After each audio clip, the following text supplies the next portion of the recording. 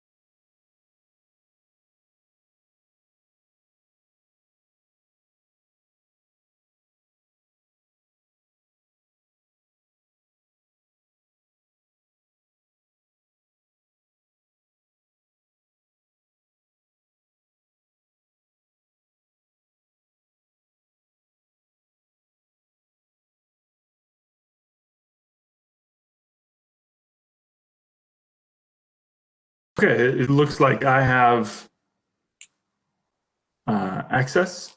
Can people hear me on the line? I can hear you, Stephen. This is Joe Haga. Oh, Kenneth Arnold? I'm sorry, was this Kenneth speaking? Hey, Robert? Yes, sir. So it's 9:30 now, so I'm ready whenever you are. Okie dokie.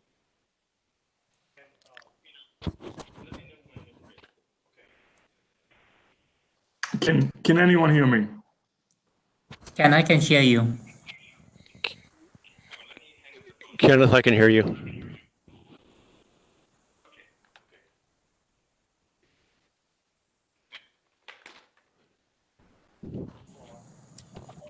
Okay, let's see. This is Stephen Hain. I see Vincent is speaking, but Oh, yeah. This is Stephen Hain here. Can you hear me, Vincent? Yes, Stephen, I can hear you. Hi. So, I don't know if I think we can get started for a few minutes, maybe. I don't know. I can't tell how many people are online. Hey, Stephen, this is Joe Haga under the persona of proceeding support. We have 52 attendees at Okay. this point. Okay. You should actually be able to see the attendee list as from your position as a panelist. It's going to be a separate window that opens up. I have not located Yumi yet. Doesn't appear to have joined. Okay.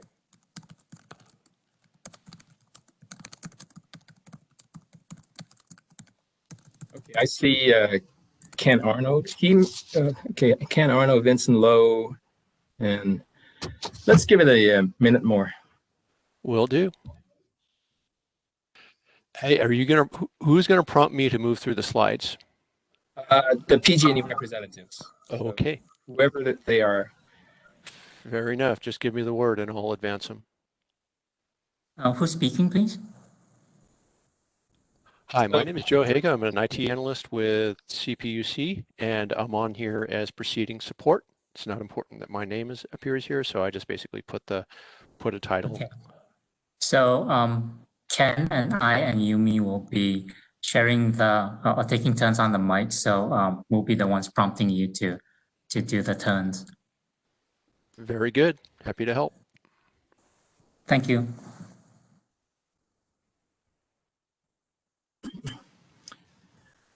Okay, let's get started. Good morning, everybody. This is a risk assessment section and mitigation phase workshop, also known as a RAM workshop. My name is Stephen Hain. I am the organizer and a co-host for this workshop today. I am a senior utilities engineer in the risk assessment section of the Safety Policy Division at the CPUC. This workshop is jointly hosted by the CPUC and PG&E. This is the first workshop in connection with PG&E's Risk Assessment Mitigation Phase application, or RAMP, as I stated before. The application was filed with the Commission on June 30th. The application number is A2006012. This first post-filing RAM workshop will provide an overview of the PG&E RAM application and will address three main topics. The first, it will go through the risk selection process. Two, it will go through the multi-attribute value function, Mavf. And three, it will go through the risk analysis and risk span efficiency methodology details. Representing PG&E today is Ken Arnold. He is the case manager for this RAM proceeding. Also from PG&E are Vincent Lowe and Yumi I probably mangled the last name, but she'll correct me when she presents herself. Both are senior managers on the enterprise operational risk management team of PG&E. Vincent Lowe is the overall RAM lead, and Yumi leads the risk quantification effort. So workshop today will be conducted primarily or almost exclusively by PG&E. I will be stepping back once I hand the baton to them. So without further ado, let me hand the mic, so to speak, to the PG&E representatives, either Ken Arnold or Vincent Lowe. Hey, I'm sorry, I need to interrupt. This is Joe Haga. I'm proceeding support. I'm trying to add Yumi as a panelist. I'm going to talk her through getting right now I'm not sure if her audio is disabled. In any case, she shows up in the attendee roster, but I'm unable to upgrade her. I'm going to work with her to get that going. Also, I just received the updated PowerPoint deck, and I'm going to throw that up on the screen in the next minute or two. Apologize, I just received that. Sure, no worries. Can you hear me? Can people on the line hear me? I was having trouble earlier. I got you loud and clear. Yes, we can hear you, Ken. Awesome. Okay, Joe, as you move through those administrative things, I think I can kind of kick us off here a little bit. First, we will take a second for a safety moment. According to California Health yesterday, the total amount of COVID-19 cases in California was 329,162 with a 2.6% increase. Total deaths 7,040 with a 0.3 increase, and over 5.5 million tests reported for the state. I think it's just important at every meeting to remember to wear a mask when you're out in public or near people, to wash your hands vigorously and for the right amount of time, and to keep your distance as you are outside.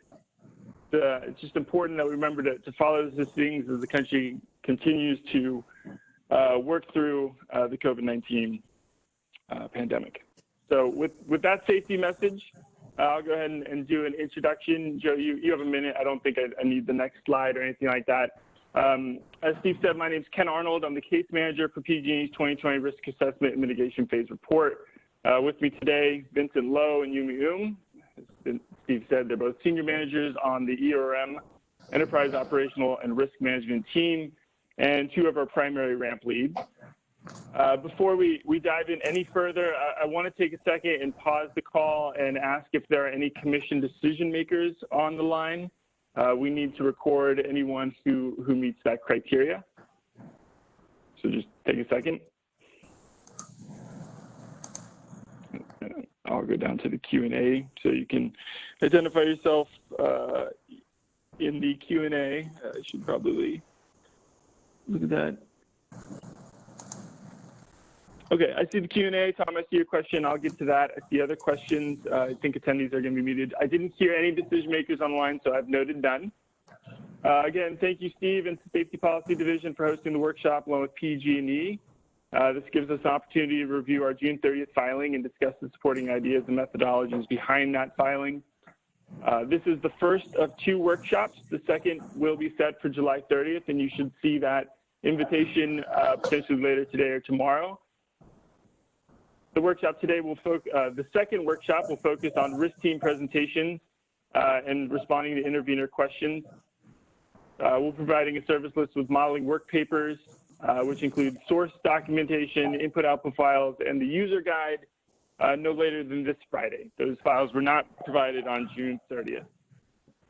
Focus today, Vincent and Yumi will be providing an overview of the filing, PG&E's approach to meeting the SMAP requirements, and the modeling and quantification decisions that were made to strengthen our risk analysis for this report. Joe, if you could scroll down potentially 2 slides for me. All right, this is the agenda. We'll be giving an overview, going through our risk selection process, the Mavf implementation, risk analysis, risk spend efficiency, cross-cutting factors, work paper overviews, and then looking at the agenda for July 30th. Where there are specific questions about how a risk control and mitigation program was examined, those questions may be better served at the workshop on July 30th. Please keep that in mind. And then to, I think, answer Tom's question, we will pause in between slides. Our preference is to hold questions until the end of a section, but if it's pertinent, we'll certainly wait a second and listen and answer questions as necessary. So with that said, Vincent and Yumi, I'm going to turn the presentation over to you to kick off. And Joe, I think you can move to the next slide. Hey, one little bit of housekeeping. Hey, Yumi Ohm, I'm having difficulty bringing your audio in, but I'm going to unmute you from on your telephone line. Can you go ahead and just give us an audio check very quickly? Sure. Can you hear me? Well, I can hear you. Get you loud and clear. So it doesn't appear that your computer has audio engaged, but we're going to keep your phone line unmuted. Yeah, not a problem. Okay. I think if this works for you, we can continue. Thank you. Okay, Joe, could you move to the next slide, please? Oh, sorry. Okay, so let's kick it off with the RAMP overview. Next slide, please, Joe. So I want to start it off by saying that this RAMP journey, this RAMP report, I should say, represents a large and significant step, but nevertheless still a step on a continuing journey towards understanding and managing our risks in an objective, data-driven, disciplined, and transparent manner. There have been some significant events since our 2017 report, all of which have had a direct impact on this report. So let's start off in March 2018. We received the SED report on our 2017 filing, which included suggestions that we've endeavored to implement this time around.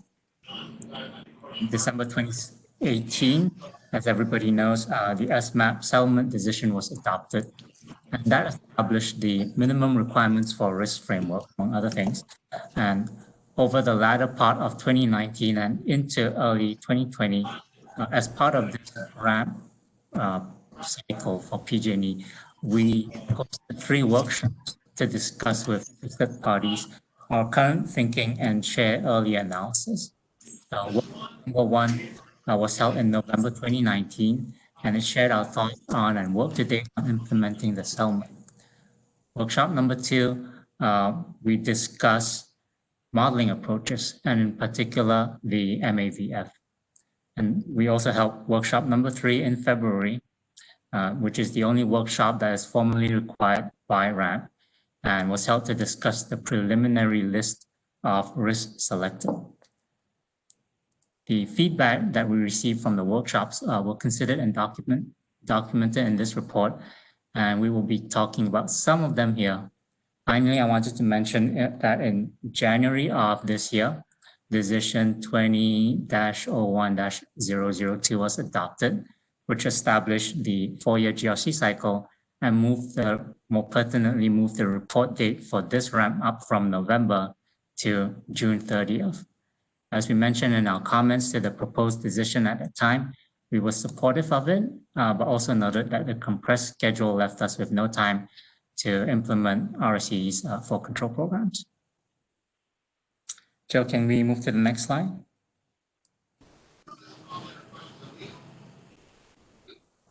So I want to give a summary about this RAMP file that we've done. In a nutshell, I would summarize this RAMP as really hitting on 3 areas. The first one, as you can see, is the data-driven approach. And then also we redid our risk register and risk definitions based on triggering events. And finally, the implementation of the SMAP settlement risk framework. So how have we improved upon the data approach since 2017? So in addition to using failure data to model the frequency of risk events, our BOTA analysis also incorporates more PG&E specific data, root cause analysis, and data feedback loops, making the analysis more robust. We have also begun collecting data on the causes of failure to help develop more effective mitigations, I should say. The next thing I want to talk about is the event-based risk register. Consistent with the settlement, we have defined risks around events. For example, in the 2017 RAMP, the risk register had approximately 200 risks, with some examples like EPNR, emergency preparedness and readiness. So this made it kind of hard to understand and keep track of because EPNR, for example, itself is not a risk. It is, excuse me, something we do in response to an event. So using the definition provided by the settlement, which is that a risk event is an occurrence or change of a particular set of circumstances that may have potentially adverse consequences and may require action to address. Using that definition, we were able to to reclassify what were previously risks into drivers, consequences, or crosscutters. And once we consolidated around the event-based framework, we were able to develop the bowtie elements, the drivers, the consequences, tranches in a logical and consistent manner. Third thing I wanted to talk about was implementation of the settlement. We followed the steps laid out in Appendix A of the settlement to implement an Mavf that focuses on the kind of risk that PG&E feels is important. We made improvements to our RSEs that fulfills all the settlement requirements and then some. And as you saw in our previous presentations, we also adhere to the settlement's requirement to use tranches, although this is always going to be a work in progress as our modeling maturity develops. To do all this, we did away with the Excel-based model from the last ramp, and Yumi and her team completely implemented the new framework in Python. The code is still simulation-based, but it does use some novel approaches, as we'll see later on.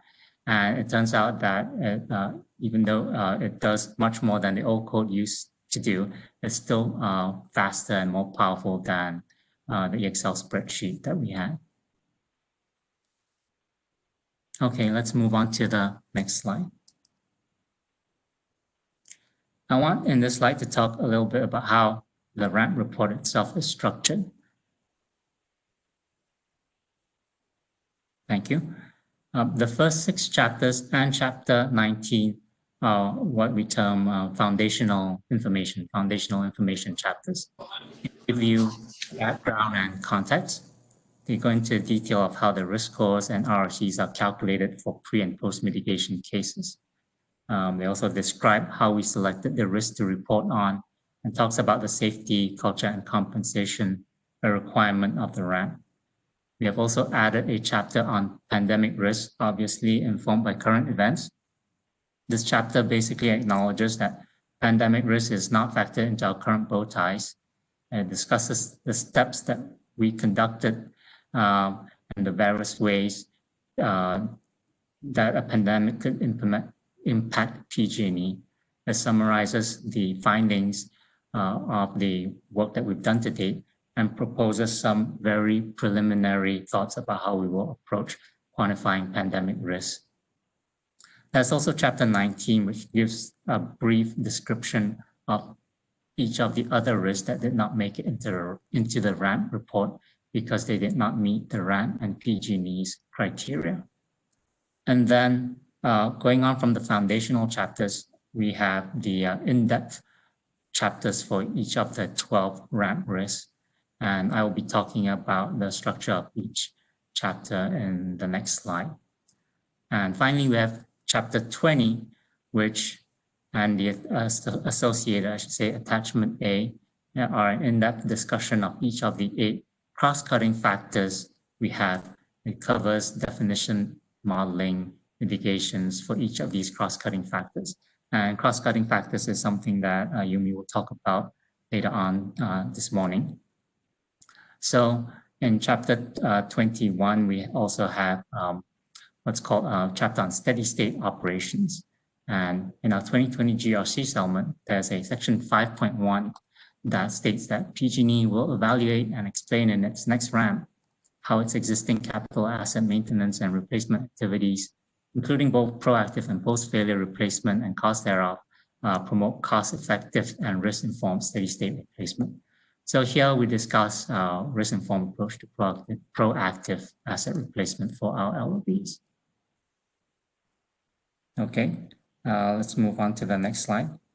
Can you just give me one moment? I need to turn off some software on my computer here.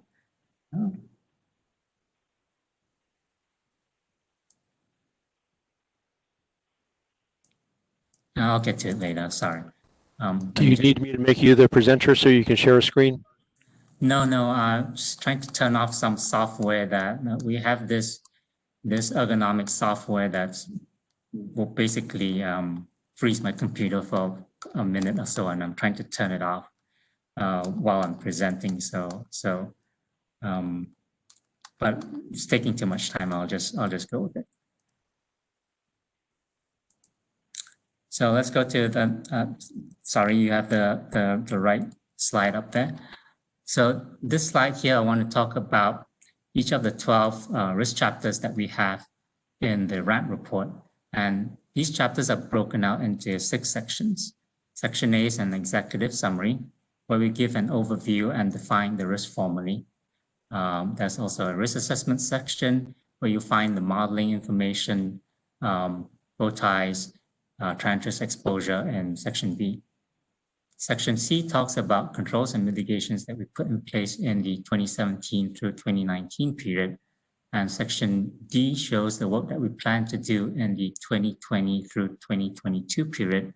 And then we follow up with section E, where we discuss the mitigations we are proposing to do in the 2023 through 26 period, which is the GRC cycle for this RAMP. Section F fulfills the RAMP requirement of showing 2 alternative mitigations. In 2 cases, in the real estate and gas transmission risk chapters, we model what's called a climate alternative, which is we think about programs that mitigate a longer term effects due to climate change and calculate their RSEs, etc.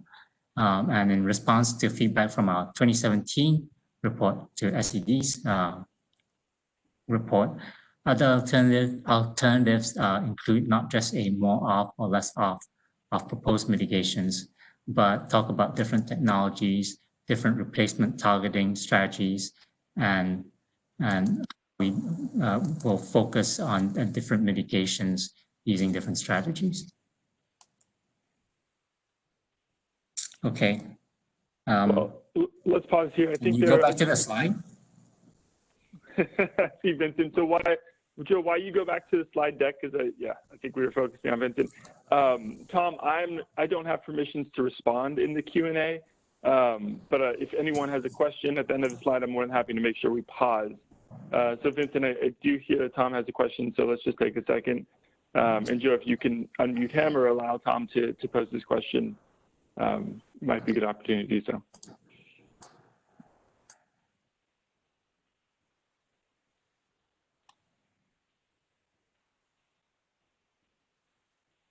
Or given the number Tom Long should be unmuted. Okay. Tom, you're unmuted. Go ahead and unmute your line on your end, and you should be good.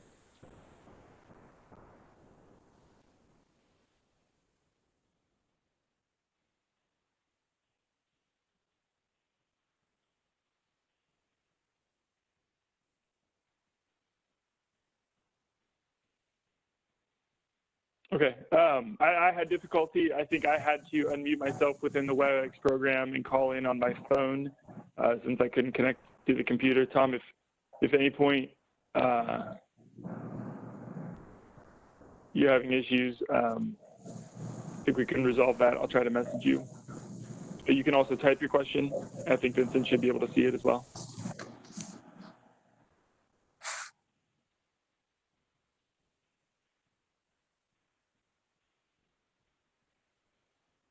Okay, we'll move on and pause as necessary as the question comes in or Tom is able to get his line to operate.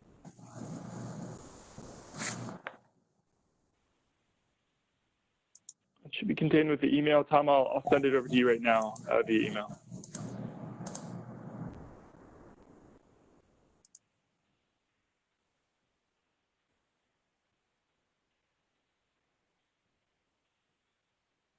Correct. Give me 1 second.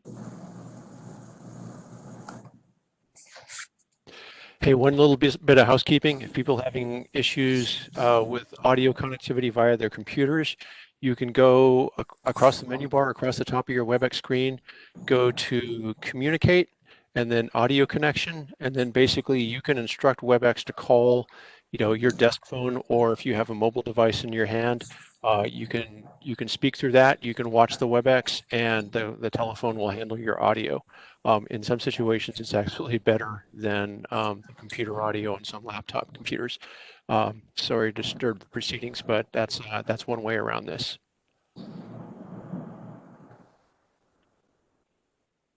Because I see Tom Long, but I don't see an audio path enabled on his on the computer he's using to access this proceeding.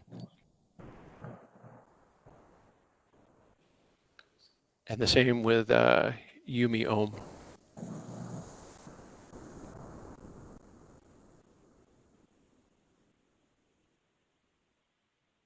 Hey, Robert, this is Stephen Hain here. Can we momentarily unmute everybody so that they can ask questions spontaneously? I can unmute everybody. That's there's a large attendee roster. We have 103 on the boards right now. I can manually unmute, but there's also a raise hand feature in the participant window that they can use. And Tom Long has actually raised his hand right now. Let me. Yeah, I see his hand. Yeah. But again, I don't have any way until he enables an audio path. Again, that's through Communicate and then audio connection. You can basically have WebEx call your mobile device or desk phone. But I'll go ahead and unmute. See if I can select all. And okay, here we go. Entire proceeding is unmuted. If it's not hand, we'll mute it.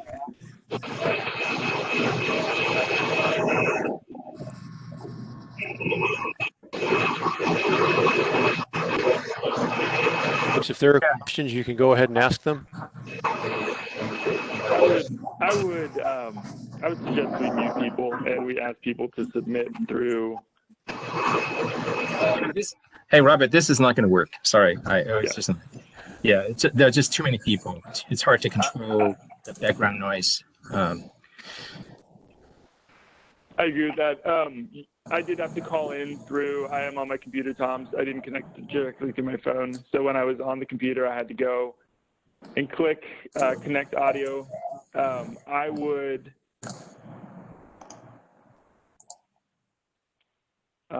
believe I'm the only one that can see the comments, or the panelists are the only ones that can see the comments, but I'll let Joe answer that question. Yeah.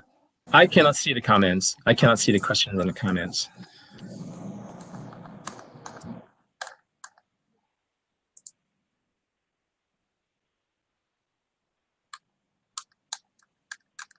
So is it possible, as we're paused here for 1 minute, to do a check, Joe, with one other person potentially on the line that is connected through the WebEx to make sure that that feature is working? Absolutely. Who is that? Tessa, would you be the guinea pig here? Can we unmute Tessa Karlberg and just have her do a quick test?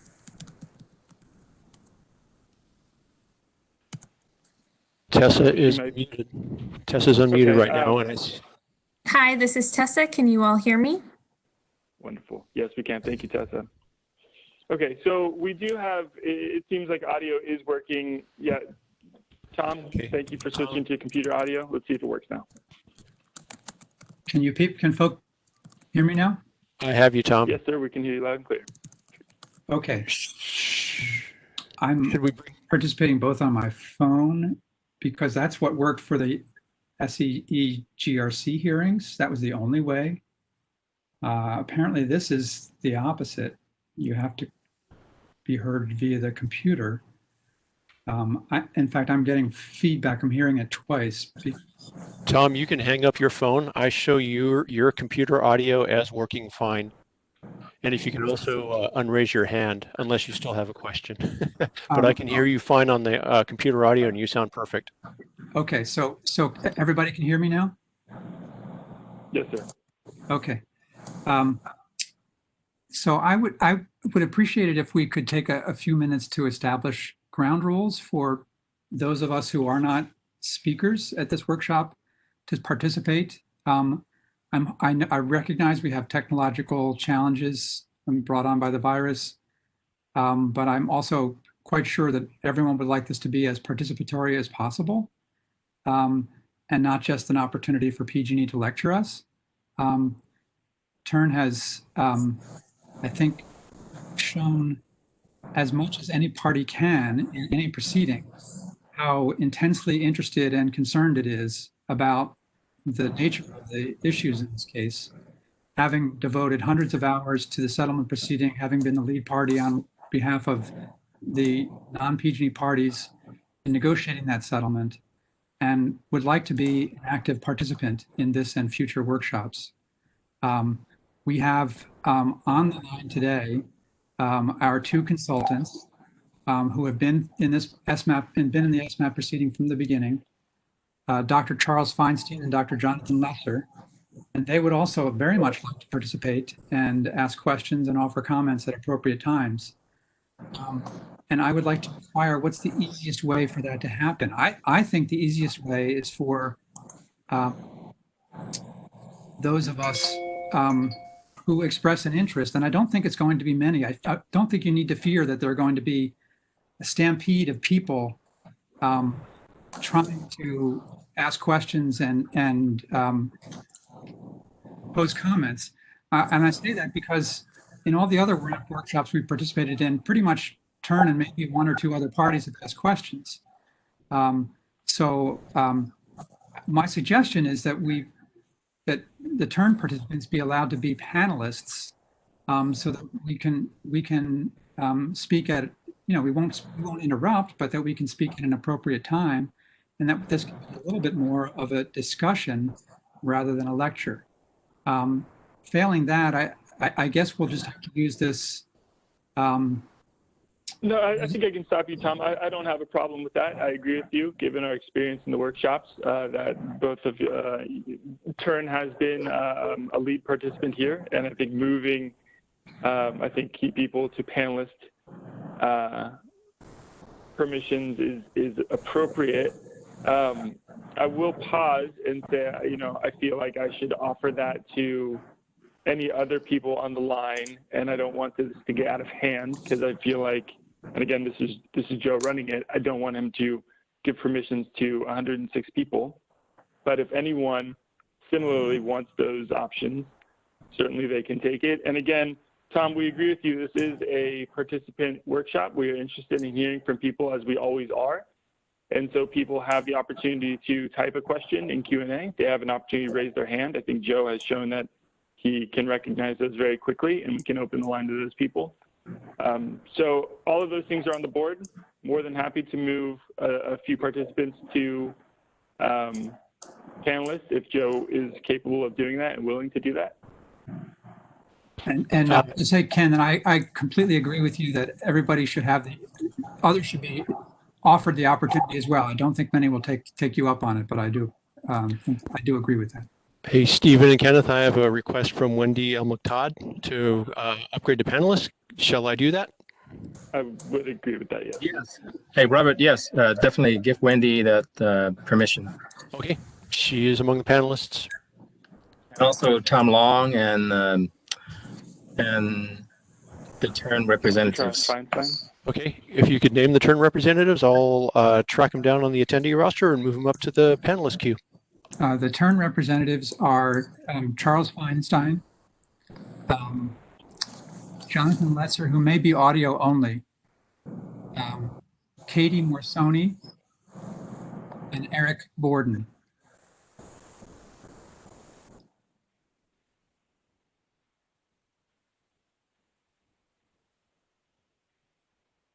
Okay, I will find them and upgrade them. Thank you very much. Okay, we've taken quite a bit of a pause here. Tom, are we good to move forward, or did you have questions regarding the ramp versus chapter structure? I don't think we had questions on that first section. I did want to just sort of insert myself because I believe we'll have many questions regarding the next section. Totally understood. I think it probably does help as well if Turn representatives can use the hand feature, just to give Joe, Vincent, myself a heads up that questions are coming. So as Vincent's presuming is speaking, we have that view and we know when to stop to give people a view. Okay, Vincent, Joe, I think back to you. I think we can move forward. And thank you everybody for your patience. Okay, so let's move on to the next section, which I believe is going to be talking about risks. Sorry, did you say anything, Tom? That was me, just informing you that I moved everybody up to panelists. They should be visible, and they can unmute at their discretion. Okay. So let's move to the next section, which is talking about, next slide please, talking about risk selection. Next slide. Yep, there we go. So I wanted to give everybody a briefing once again, reminder of sorts of the risk selection process for the ramp. Settlement has 3 steps related to risk selection, starting with step 1B. These are the steps from the appendix in the settlement agreement. There's a step 1B, which talks about the enterprise risk register, looking at the risk on your enterprise risk register, and then applying step 2A, which is to identify and score the top 40% of the safety risk. After that, we create a preliminary list based off the top 40% for the workshop, which we did on February 4th, which is workshop number 3. And finally, incorporate any input received into the final ramp list. How PG&E based its selection on the top 40% is as follows. And you can see it's also detailed in the section on the slide that says PG&E selection criteria. We wanted to cast a wider net.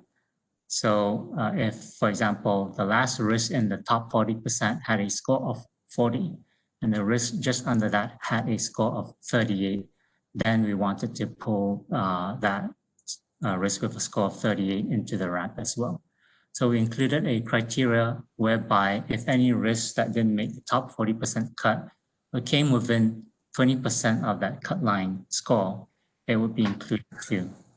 Consistent with the settlement, we held a workshop on February 4th to discuss the preliminary risk. And the next slide talks about how we considered the feedback we received to arrive at the 12 risks you see in our ramp. So let's move to the next slide, please. One of the things that was mentioned in the previous workshop, workshop number 3, was that we based our preliminary risk scores in 2019. The settlement steps 11 and 12 states, and as Terence pointed out previously, that the scoring should take into account the benefits of any mitigations that are expected to be implemented prior to the GRC period under review in the ramp submission. Initially, we used 2019 baseline year because of the shortened schedule, and we also felt it was important to engage with parties sooner. And after the workshop, we went back and with the feedback on some of the other areas we received, we redid the scores to be based off what we call the 2023 test year baseline. Yumi will explain later exactly what goes into this baseline, but basically it complies with the settlement requirement to include all mitigations prior to the 2023 through 2026 periods. Other refinements we've done post-workshop number 3 include updating bow ties with 2019 data, incorporating feedback on tranches, and including cross-cutting factors, which were not ready back in February. And using the same criteria we discussed in the previous slide, the new list of ramp risks was redone with the result that the list itself is not different from the preliminary list, but the rankings for certain risks might have switched for the reasons we just mentioned. So what you see here is the 12 risks that we have in the ramp filing. Question from Tom Long. Thank you. Can everybody hear me? Yes, I can hear you, Tom. Okay. Yeah. About this slide, there were some interesting changes in the scores when you redid them.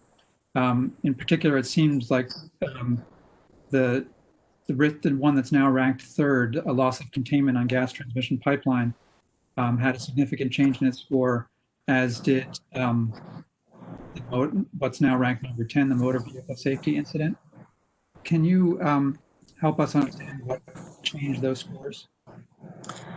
Yeah, so for example, on the gas transmission pipeline, we based on the feedback that we got on the previous workshop, we basically redid the tranches. So in the past, those tranches were based on what are called high consequence areas.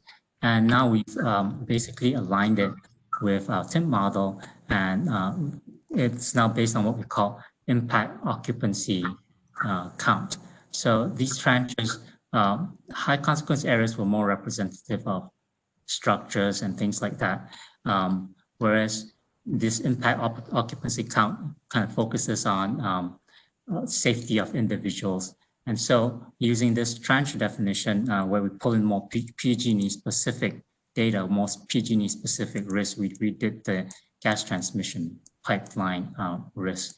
And so the main reason for that one being higher was basically using more PG&E specific circumstances and more PG&E specific data. So let's see, that other one you mentioned was the motor vehicle safety incident one. I believe the reason for that was basically the score prior used to be number 3 and went down to number 10. I think basically in this particular case, we looked at some of the data that we had in the past, and we had to reclassify some of the data based on our risk definitions, and that led to a lower risk score for the motor safety incident. If I could just follow up, can you hear me? Yes. Okay, good. So then for the loss of containment on the gas transmission pipeline, it wasn't because you updated the scores to reflect the 2023 baseline. It was because of the change in how you did your tranching. Yeah, so that's what some of the feedback we incorporated from the tranches. Okay. By the way, I'm just going to take this moment. Our consultant, Dr. Feinstein, is trying to get his audio to work, and I'm going to suggest to him that he use the computer audio, not the phone audio. Apparently, that's what I had to do in order to be heard. So you'll have to look on your screen and see how you can switch to computer audio, and hopefully that will work. So thanks everybody for that indulgence, and thank you for answering my question. Okay, just housekeeping. I see Charles Feinstein is having his audio enabled. I can unmute him if we want to test his audio real quick. Hi, Charles Feinstein. Can you hear us? We can. I can hear you. Can you hear me? Yes, There you go. I can. Good. Thank you very much. Okay, thank you.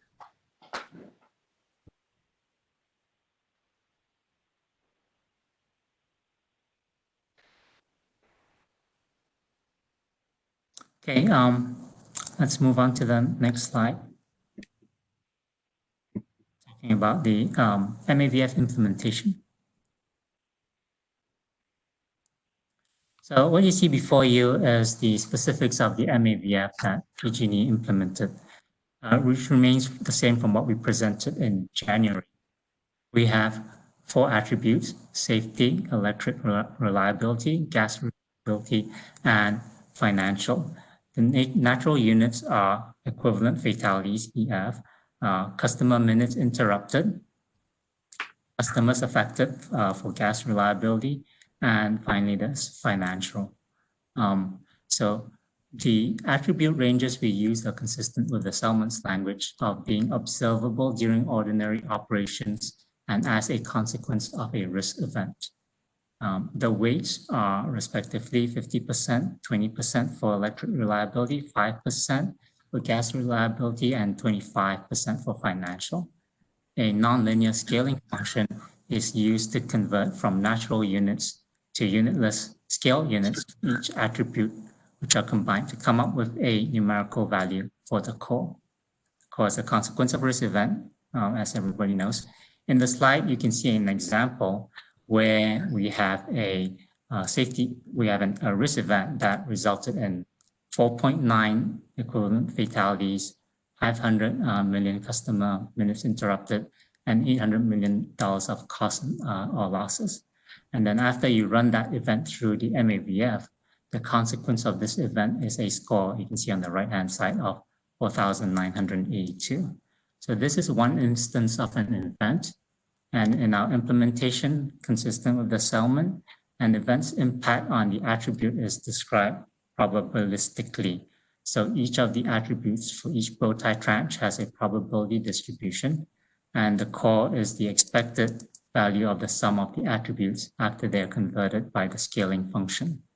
From there, to get a risk score, you still need to multiply by the likelihood, or analogously the frequency, to come up with the MARS, the multi-attribute risk score.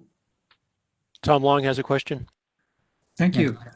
So my question on this slide is just if you could, for using the safety row and the number 4.9, could you just briefly describe how you went from that and got to the what contributed to the core score of 4,982? Actually, we're going to do that in the example that we've prepared. So I'm wondering if we should wait to that point in time. Okay, well, let me just see if I understand it, because I think I can. I think I do, but 4.9 is effective fatalities, right? Correct. Okay, and then you use the scaling function that you've used and locate that in the scaling function, right? And then that yields. So okay, let me describe it this way. We start with the 4.9. First we use the range. We normalize it by the range, right? So 4.9 divided by 100.049, and then we apply the scaling function. We enter 0.049 to the scaling function, and it comes up with the value for the risk score for the safety component. I'm trying to do this off the top of my head. I think it's around 2 or 3 for the score of 4.9. If you put it into the scaling function, I think it's around 2 or 3, something like, no, maybe it's 1 or something like that. But you get the risk score 1, and then we multiply that by 1,000 for visual presentation purposes, and then you multiply that by 50%, and that's the safety component. And you do the same thing for the other components, the electric reliability, the gas reliability, the financial, and you convert those, you scale those, you run them through the scaling function, you apply the weights, and finally you get all those numbers and you add them up together, you get 4,982. So you can work backwards and you can see that the core score for safety is half of it, right? It's half of the scores from the safety component. So, it's probably 2,900, whatever is the score for safety, 2,400 or something like that. So, okay. So that's how the calculation works. And we'll get into a little bit more detail about that. Okay, thank you. We'll look forward to that further detail when you get to it. Just let us know when you're there, unless Chuck has a question now, but maybe we'll just wait. Otherwise, we'll just wait. I think it's the next section, so we'll be there shortly. I have an attendee question. Oh, go ahead, Joe. Puwa Lee, you're unmuted. Yes, I have been trying to ask questions in the chat. Vincent, would you mind explaining the idea of the 2023 test year baseline again? I just that is also something that we're going to get into detail in the section talking about the RSE.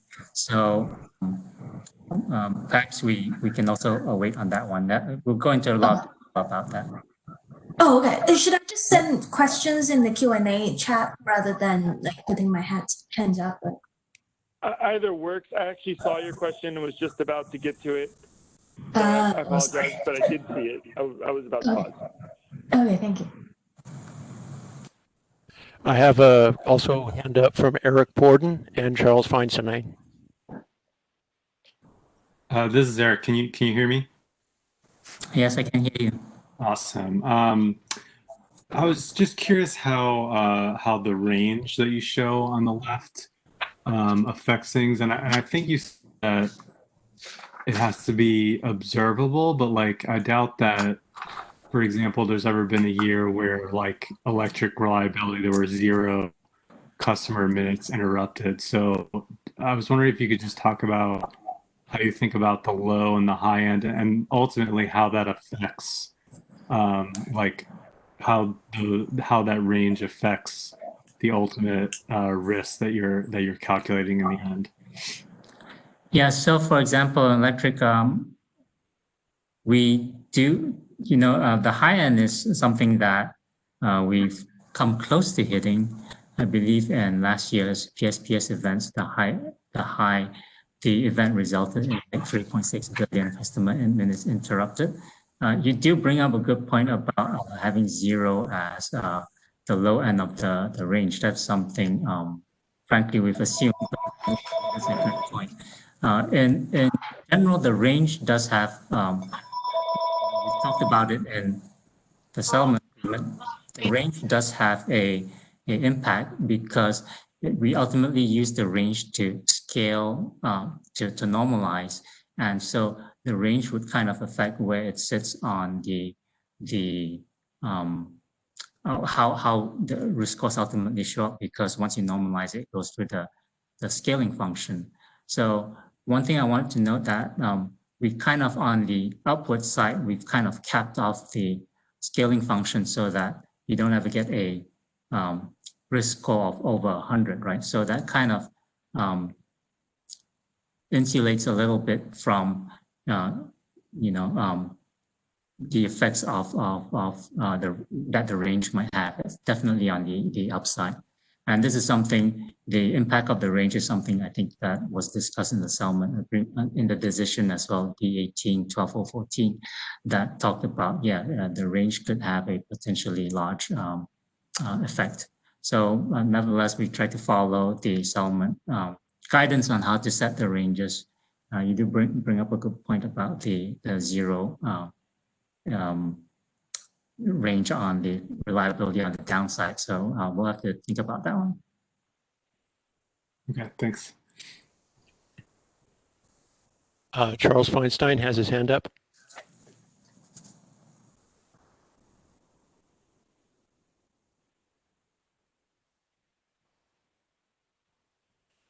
You're unmuted, Mr. Feinstein. Thank you very much.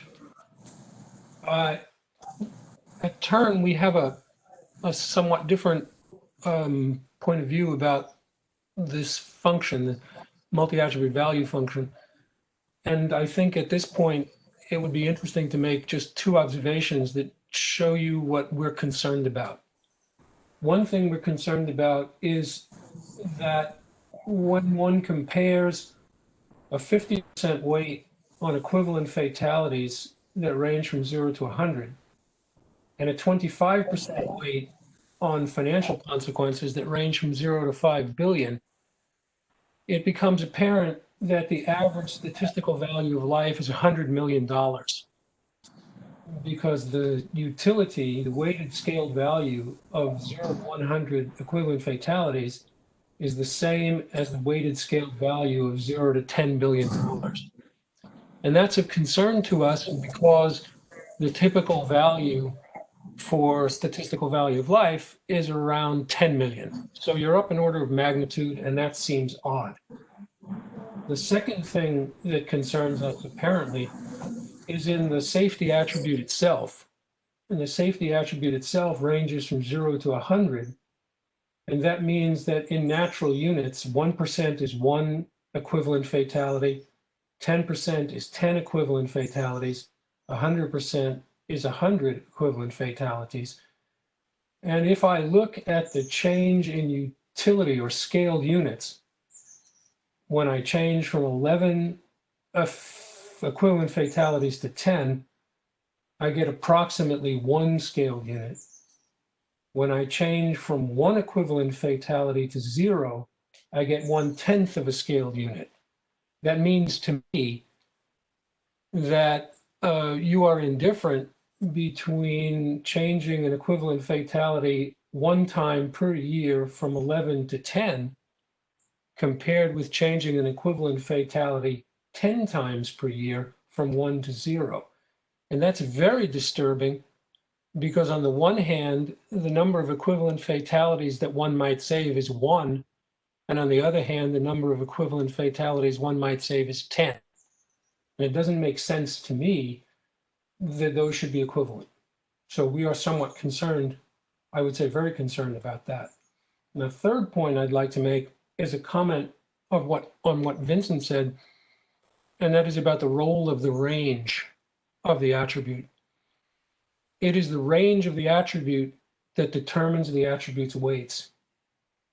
And so the range of the attribute must be carefully chosen to accomplish 3 things. One, that the range contains every conceivable event. Second, that it's possible to trade off changes in the range. And third, that the range and the relative values of those ranges define the weights, and nothing else defines the weights. So if you keep those three things in mind, then the ranges of the attributes can be chosen, they can be traded off, and the weights can be set in a reasonable manner. And Turn is concerned that the interaction of the ranges and the weights leads to some results that are counterintuitive. Thank you. So I'll summarize your concerns, Chuck, and try to provide some commentary on those as well. So we understand your first concern was about the value of statistical life, and in this particular case, you come up with a number of $100 million based on our based on the average value of statistical life that you inferred from our Mavf. I just wanted to mention we've been able to do those calculations. It's not very difficult to do, and that's one of the things that I feel that this is something that the Commission should look at the proceeding level, not PG&E level, because as far as the settlement agreement is concerned, there's pretty strict steps, guidelines that we should follow in order to come up with these ranges, with these weights for the Mavf, and it doesn't instruct us to look at the value of statistical life. Instead, it's just something that basically, when you calculate it, it comes out to a number of 100 million. So I think that's something that we should explore in the next proceeding. It's like, how do we use the concept of the value of statistical life, or do we use something else? I'm also struggling to see how to reconcile the concept of the value of statistical life is with this framework myself, right? Because value of statistical life, I'll just call it VSL. I'm having trouble saying that. The VSL is basically how much risk premium society would take on for a small increase in risk of fatality, right? So, like, for example, if you're going to do a job and you're going to do a job has 1% more risk of fatality than another job, how much more risk premium that would you require to do that particular job? And I'm kind of struggling to put this framework put that VSL concept into this framework. And I think it basically is that I can't, and I'm not sure that this is something that PG&E should do. I think the Commission needs to explore this, how to bring these two concepts together. So your next comment was basically about, I would just summarize that it's about essentially the nonlinear effects of our scaling function. And this is something that we're going to talk about in the next few slides. The last comment you talked about was the weights. And to agree to some degree that the weights should be chosen based on some trade-offs that you're talking about. But once again, here, as you all know, with the settlement agreement, there is a minimum weighting of, for example, 40% on the safety attribute. And that basically makes it hard to go with this idea of a trade-off as well.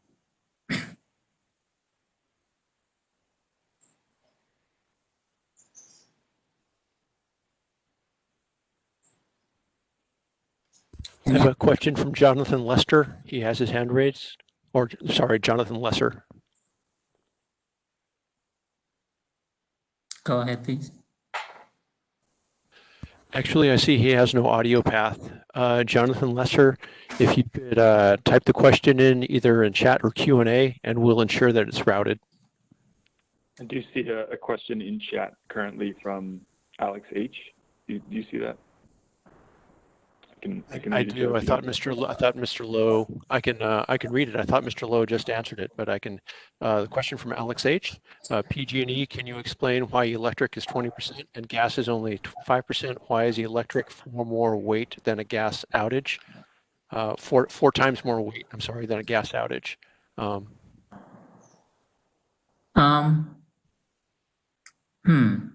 This one, let me think about it. Yumi, do you remember the circumstances that led us to the 20% and 5% weighting for the gas and electric reliability? Sure. So we follow the approach that settlement put out when coming up with the weight. So we paired 4 billion, the upper end of the range for electric reliability versus, let's say, financial 5 billion, and determined the weight between the two. So that was 20 versus 25. And then we also looked at gas reliability after we determined the 750,000 as the upper range. We compared that with the 5 billion consequence in the financial side, and then determined what would be the weight between the two. So the weight was determined based on looking at the relative trade. It's not a trade-off, but looking at the preference. I mean, the equivalence between losing 750,000 customers versus $5 billion from an event.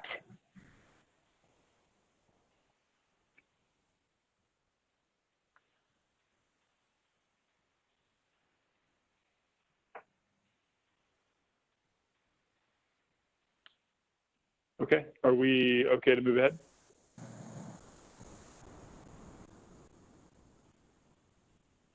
Yeah, please move ahead. Let's go to the next slide. Here I want to talk a bit about the scaling function, what it is and how we've used it. So on the left side of this slide shows the Selman's instructions for the scaling function. And basically says, construct a scale that converts the range of natural units to scale units to specify the relative value of changes within the range, including capturing aversion to extreme outcomes or indifference over a range of outcomes. The scaling function can be linear or nonlinear. For example, the scale is linear if the value of avoiding a given change in attribute level does not depend on the attribute level. Alternatively, the scale is nonlinear if the value of avoiding a given change in attribute level differs by the attribute level. So on the right of the slide, you see PG&E's risk management approach. And PG&E's Mavf, the way we've implemented Mavf is to align it with PG&E's focus on mitigating catastrophic tail events. So the reason that we want to mitigate the catastrophic tail events is because the consequences of catastrophic events are often hard to determine and can be underestimated. Another reason why we want to do that is because catastrophic tail events tend to be concentrated and disproportionately affect communities. And then another reason is related reasons. They have the potential to overwhelm emergency facilities and infrastructure. And then also that they have unforeseen consequences that are not factored into operations and contingency planning. So tail risks are really hard to get a handle on because they are, after all, very rare. However, just because nothing of a catastrophic severity has happened before, we haven't seen it happen before, doesn't mean it's not possible. And it kind of follows, given where we are, if we've seen catastrophic events already in the past, events that we didn't anticipate at all, then we should really start focusing on this area of the distribution or being prepared for those kind of eventualities because it represents a big area of uncertainty, right? So these are what we thought were black swan events. And now that we've seen one, we need to be extra vigilant about whether other such events are out there. So let's move on to the next slide. I do have a question from Jonathan Lesser. He typed it into chat. Shall I read it aloud? Yes, please. The concept of tail risk is arbitrary. Managing expected values does not overlook the Tao of risk because expected value accounts for all potential outcomes, including the most catastrophic ones. I think you partially answered it. I just wanted to make sure it went into the record. Yeah, I mean, I don't think the concept of tail risk is arbitrary. Like for example, in the financial area, it's very well accepted, right? In fact, I think in financial area, they have very well accepted measure called the value at risk. And what that is basically a measure of the variance of the portfolio. So when you can characterize all distributions, all risk distribution, well, in the probabilistic world of risk, all probability distributions, there are different things that are actually completely separate, right? You have your mean, and you have your standard deviation, and you have other measures, kurtosis and whatnot, that define the distributions. And those things don't have to be related. Often they are, but like for Poisson distribution, the mean and variance are pretty related. But for like a normal distribution, they're completely unrelated. So this is maybe it's a good segue into the next slide, right? So I think before we do that, I think Mr. Long has a question, judging by his video. Yes, thank you. So I want to make sure I understand. For safety, PG&E has a nonlinear scaling function, correct? We have nonlinear for all the attributes, yes, the same scaling function. Okay. I'll just say, by the way, that TURN doesn't have an objection to a nonlinear scaling function for the reliability attributes, but it does have significant concerns with the scaling function for safety and financial. On safety, let me just ask you, if you were to use a linear scaling function and you had a catastrophic wildfire that caused the deaths of 10 people, and you had a catastrophic wildfire in comparison that caused the death of 1 person, under a linear scaling function, the consequences of the catastrophic wildfire that killed 10 people would be 10 times greater. Isn't that correct? Correct, the consequences, yeah. Okay. Now, yours nonlinear scaling function. So in other words, it would be weighted 10 times more. It would be treated as a much more significant event in terms of consequences than it would would a wildfire that killed just 1 person. But your scaling function would, depending upon where it ends up where the number of fatalities ends up on the scaling function, would make that into an event that perhaps would be 100 times more consequential instead of just 10 times more consequential. Am I understanding that correctly? Yeah, because it attaches more weight, right? So for example, what you're saying is, like if you had an event that results in 1 fatality, then in our scaling function that would have given the ranges that we have, that would have a score of 0.1. Whereas if you had an event that results in 100 fatalities, that would result in a consequence score of 100. So yeah. 100 divided by 0.1, which is, you tell me. Good at 1,000. Yeah. Yeah. 1,000 times more. Now, so let me ask you this question. I think Chuck is going to want to follow up, but so we have an event that causes 1 fatality, right? And we have, let's say we have 9 of those. All right. Individual events, 9 individual events that cause 1 fatality. Right. That would, under PG&E's Mavf, would be less consequential than say, the 30th death from a wildfire. In other words, you go from 29 to 30 deaths. That individual death going from 29 to 30th would be more consequential and be more impactful in this analysis than would the aggregation of the 9 individual events. Am I right about that? Yeah, so what you're pointing out is, the sum of those 9 events would be less than the single score, the consequence of that 1 event. Okay. Because so those 9 events would be 0.9. I think that's what you're mentioning. Okay.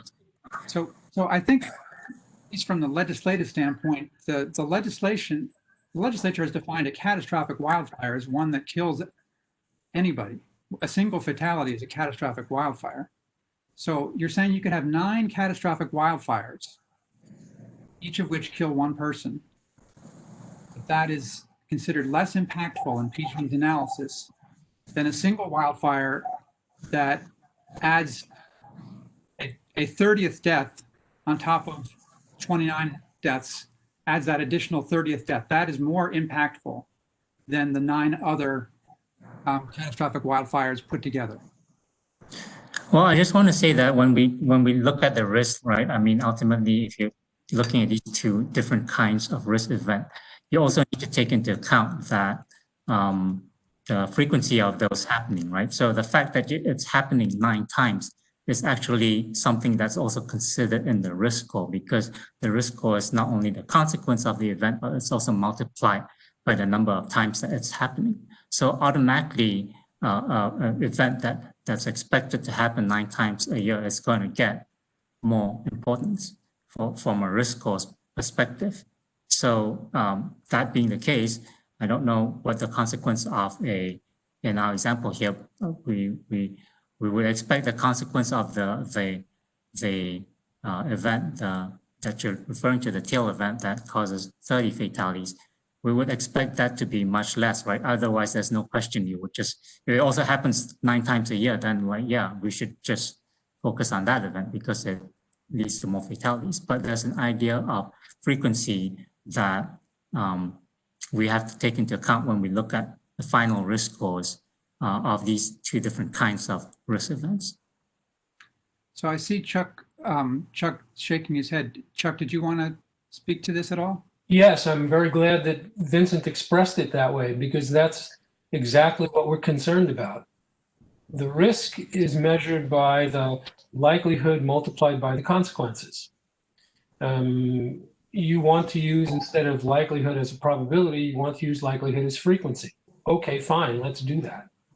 So if we do that and we say that we have a frequency of event that occurs 9 times a year, and that event is expected to result in 1 fatality, if we could perform a mitigation that would take that fatality from 1 to 0, then by your utility function, the change in utility is 1/10. We multiply that by 9, that's 0.9. So we're using the frequency multiplied by the change in utility to get the effect of the mitigation.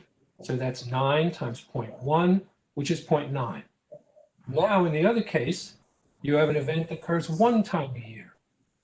The mitigation would allow you to take, as Tom said, 30 deaths down to 30 equivalent fatalities down to 1 equivalent fatality. No, 29.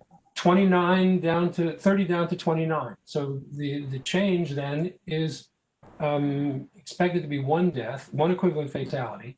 And in that range, in that part of the utility function, the change is 1.06. Just for ease and computation, call it 1. Multiply that by 1, because that occurs 1 time a year. 1 times 1 is 1, and that 1 is greater than 0.9. So what Tom said is exactly right. You would prefer to change the consequences of a catastrophic wildfire that occurs 1 time per year from an expected number of fatalities, 30 to 29, rather than address 9 catastrophic wildfires that would change from 1 to 0. And that's completely counterintuitive, because the expected number of equivalent fatalities in the first case is 1, and the expected number of equivalent fatalities in the second case is 9, and yet you prefer, according to your nonlinear utility function, to change the one that has 1 expected fatality. So we've accounted for the likelihood in that computation. So you're saying that is incorrect. Yeah, I think that's one of the things. One of the things that we're using here is we're looking at the expected value as how you want to calculate or how you want to measure risk, right? And we're saying that we want to measure risk because using a tail average. I'm sorry, not tail average, but focusing on the tail events. Because once again, if you go to the previous slide, we laid out some of the reasons. We don't really know what the tail average, I'm sorry, I keep saying tail average, but we don't really know what the distribution looks like. And that being the case, that those events, those tail events that happen, happening at a very uncertain part of the distribution. And since we don't understand that part of the distribution very well, in the past it's been shown to be an issue, that's an area that we want to focus on. And the way we've done that is through the nonlinear scaling function. And we're also mindful that if you have a nonlinear, if you have an event that has multiple fatalities, those tend to be focused and concentrated in a particular community or particular region, and those will definitely have a higher impact for that community than if you had smaller events that are more widely spread out. So yeah, we do want to focus on those tail events. It is not a matter of, what we're concerned about is not a matter of tail risk, nor is it a matter of focusing on conditions in a place that suffers a catastrophic event. We're concerned only with what the scaling functions say are comparable and how they compare different alternatives. If you're really concerned about focusing on a particular area because of a catastrophic event, then you're missing some attributes, which is something else we need to discuss. Nevertheless, the issue here and what Turn is concerned about is what these scaling functions say. And what they say is what we just described, that you would prefer a situation that can save one equivalent fatality compared with a situation that could save 9 equivalent fatalities. And it doesn't matter if you talk about catastrophic events, it doesn't matter whether you talk about localized conditions, none of that matters because that's not the issue. The issue is what the scaling function says. And it cannot say something like that in the context of equivalent fatalities. Turn is very concerned that this scaling function will allow PG&E to spend money in situations where the number of equivalent fatalities is far less than other situations. And that's the same kind of argument that we were raising with the statistical value of life. It's the same issue. The concept of statistical value of life itself doesn't matter. What matters is that your scaling function says that you would be willing to spend approximately $1 million on a mitigation that could reduce the probability of death by 1%. That's completely at odds with what every other organization in the United States does. The approximate value of a 1% change in the likelihood of death is closer to 100,000. And so the scaling functions themselves are very concerning to us because we have different points of view about the amount of money that should be spent reasonably on reducing the likelihood of death. And we have concerns about how you trade off the numbers of equivalent fatalities that can be lost as a consequence of catastrophic situations. And what you've done is you've measured the value of changing an equivalent fatality by 1 at the high end far more than changing the value of equivalent fatalities by 1 at the low end. And that makes no intuitive sense to us. Yeah, so like I mentioned, we mentioned earlier on, and I think you said you didn't have any problem with focusing on tail risk, or maybe you did, but that is the approach that we wanted to take. And given the settlement framework that we have, this is an area that this is the kind of solution that we landed on, given all the requirements of the settlement agreement. So you talk about making trade-offs. Once again, that's something that was not contemplated or not, the guidance was not given in that settlement agreement, and we recognize that the numbers that you talk about are different from the ones that we have. But once again, I think that this is something that we need to address at a proceeding level, as opposed so that we get clear guidance on using these trade-offs to make those kind of decisions.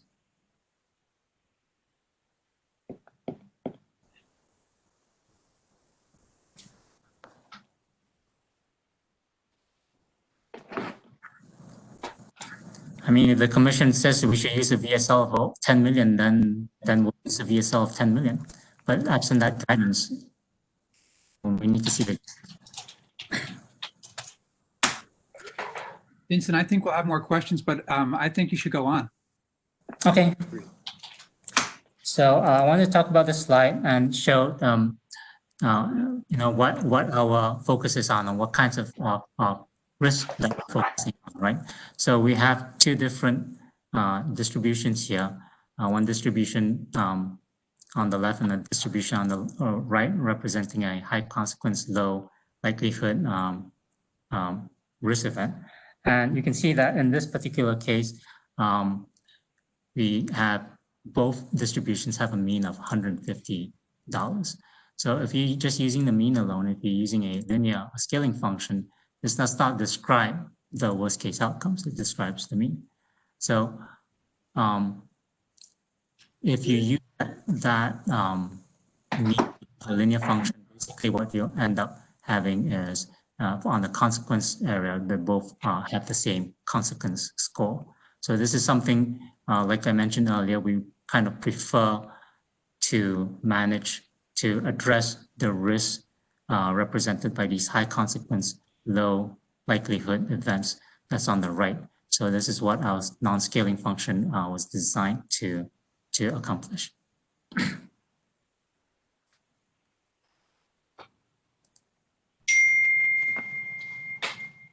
So let's move on to the next slide. This slide shows. Can you hear me? This... I have a question. Yes, go ahead, Wendy. This is Wendy. Can you go back to that previous slide? Okay. So I just want to understand I just want to know if I'm understanding your high consequence, low likelihood risk event graph. Is that showing basically a combination of a low, I mean, I'm not sure what the two different incidents there are showing. Is it one that is a low consequence and then one that is a high, or I'm not sure what it's showing. Can you explain that? Okay, so on the left-hand side, so these are distributions that represent financial consequences, right? So we have two different risk events, and one is basically a risk event that on the left-hand side can have one of four different outcomes. You can either not lose any money, you can lose $100 or $200 or $300, and they all have the same probability distribution, 25%. So if you take the mean of that, you would get an expected loss of $150. And the point this slide is trying to make is basically the mean is just one measure of a distribution, and it doesn't describe the part of the distribution that PG&E is concerned about, which is the difference, which is distributions that look like the right-hand side, where you have a risk event. It results, most of the time, it doesn't result in any losses. So you can see 90% of the time it results in zero lost dollars, but 10% of the time it results in a loss of $1,500. So this one also has a mean of $150. And the idea is that if you use the linear scaling function for our Mavf, you will not be able to discern, you will not be able to tell between these two distributions because they both have a mean of $150. And by using a linear function, basically, you are just looking at the mean. So that's why we are using this nonlinear function, because we want to focus on distributions that look like the ladder, that have a long tail out there. Okay, that's helpful. Yeah, that's helpful. I think what was kind counterintuitive is that you're using financial analysis for this high consequences, and the financial analysis is just counterintuitive with the dollars.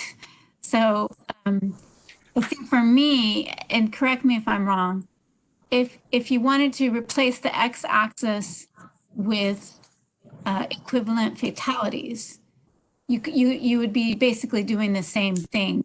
Yeah. Okay, I just want to make sure I'm understanding what you're showing. Yep.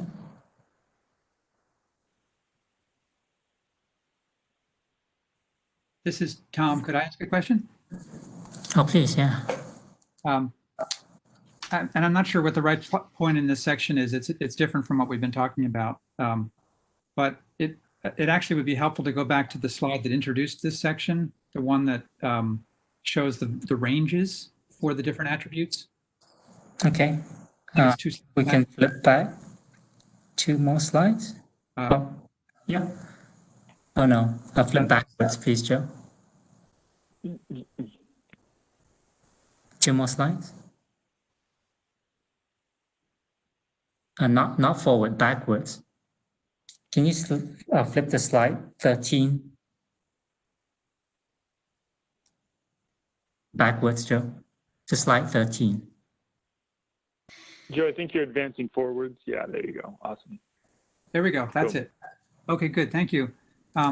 So I'm interested in the ranges that you set for the financial attribute. At the top end of the range is $5 billion. And I believe I saw somewhere in your report that the reason you, and of course, we can quibble about what the total impact on the public was from the campfire, but it was certainly more than 5 billion and probably more in the range of 15 billion. We just use that as an operating number. I know you have a response to that. I want to get to that, but can we just agree that 15 billion is roughly the cost to the cost impact of the campfire? Well, yeah. I believe it's somewhat higher than that, but yeah, we can use that number. Okay. Yeah. So, but you chose 5 billion, and I think the reason you said is you're supposed to exclude shareholder impacts. And what I wanted to explore with you is, indeed, if we accept that $15 billion number as an estimate, that was $15 billion of financial loss imposed, or that happened to PG&E's customers, to the public. And so I'm wondering why. I think you're confusing the shareholder loss thing and not taking into account in setting that range the loss to the public that we know happened from probably the worst catastrophic event that's occurred. So I'm not clear then why the range wouldn't be more like $15 billion. And then Chuck can help explain how, if you change the range to that, it would change some of the other parameters and maybe help address some of the issues that we're concerned about. Yeah, we kind of read the Salmon kind of literally, I believe. I'm trying to pull it up here, but I believe that it mentioned that it should not consider shareholder losses, and we took that to mean that it should be customer losses. So we didn't include general losses. And once again, with the campfire, we made the assumption that ultimately we settle on those campfire losses, and the final losses stayed with PG&E. So yeah, it was basically our interpretation of whether to include those numbers from the campfire losses. And I guess we can take that suggestion that you offered and consider it and see how we should think about that suggestion. Chuck, could I just ask you, what would be the implications if PG&E were to change the range from 0 to 5 billion to 0 to 15 billion for financial? Did you hear me? Chuck doesn't seem to be responding, so maybe he's not. No, I can. Okay. Sorry, Tom, I didn't realize it was addressed to me. If the range in dollars is trebled, then what'll happen is that the other weights will have to go down. And so that would have a tendency to reduce the weight on, for example, equivalent fatalities. But they could still have a weight of, they could still make the weight 40% or greater by adjusting the ranges. Yes. As you increase the range in an attribute, its weight tends to go up. As you decrease the range, the weight tends to go down. Okay. Anyway, thank you, Vincent. I would encourage you to think about that, the notion of what losses we're supposed to be considering here in the financial category and how that matches up with the PUC's prohibition on including shareholder losses. Yeah, I mean, Chuck's right in that, yeah, the ranges would need to decrease. You need to increase the range for the financial losses. There's still the 40%, and Chuck mentioned that too. So until we actually do, we'll see whether the other ranges, what else you would have to adjust to accomplish what we're trying to accomplish. The 40% is definitely something you have to be mindful about, and it's hard for me to think at this point about exactly what the number will be for the safety consequence if we use a 15 billion. I'm actually struggling right now, but I think I don't want to mention what I think the number should be for the settlement that we had with the campfire, but I believe it's more than 15 billion.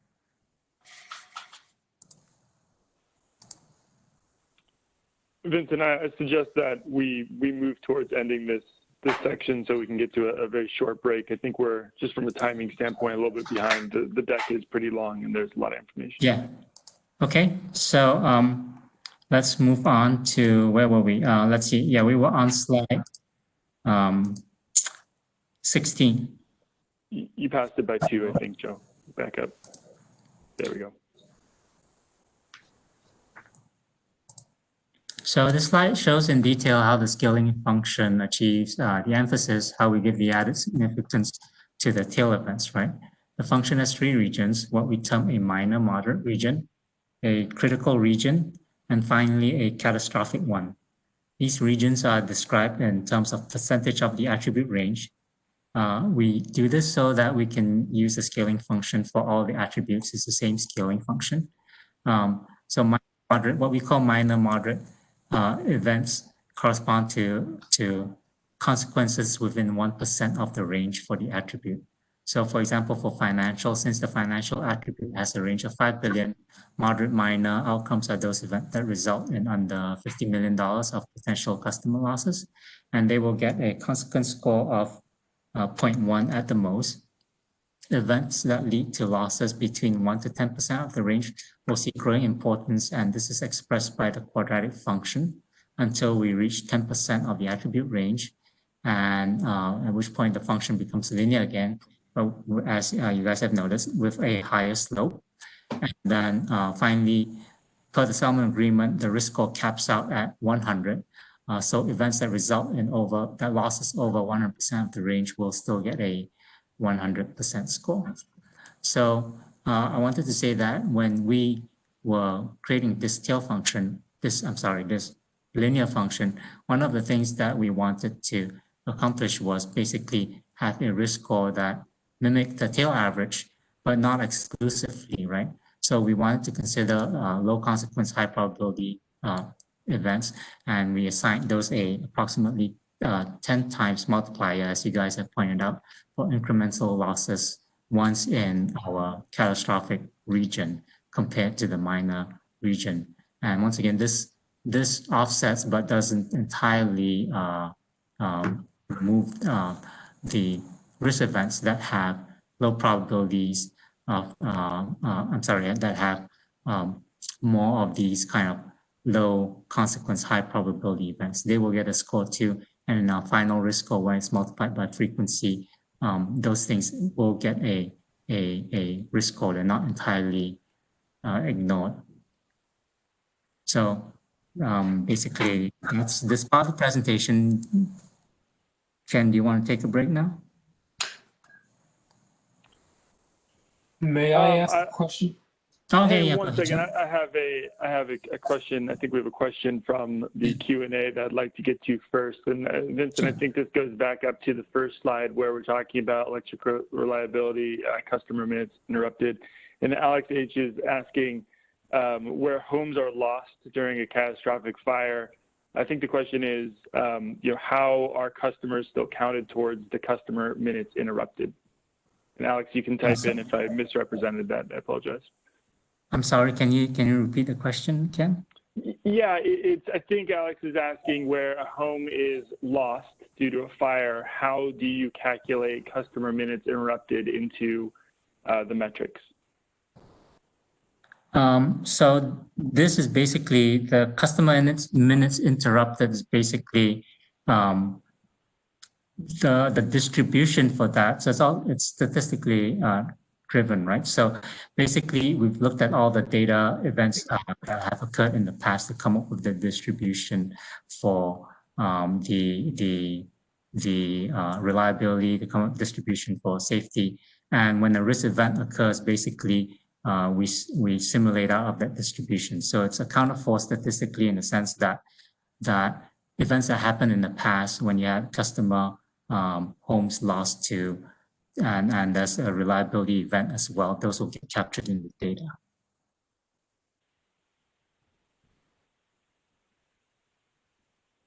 Okay. I think Dr. Feinstein or Tom, either. I believe you both have a question.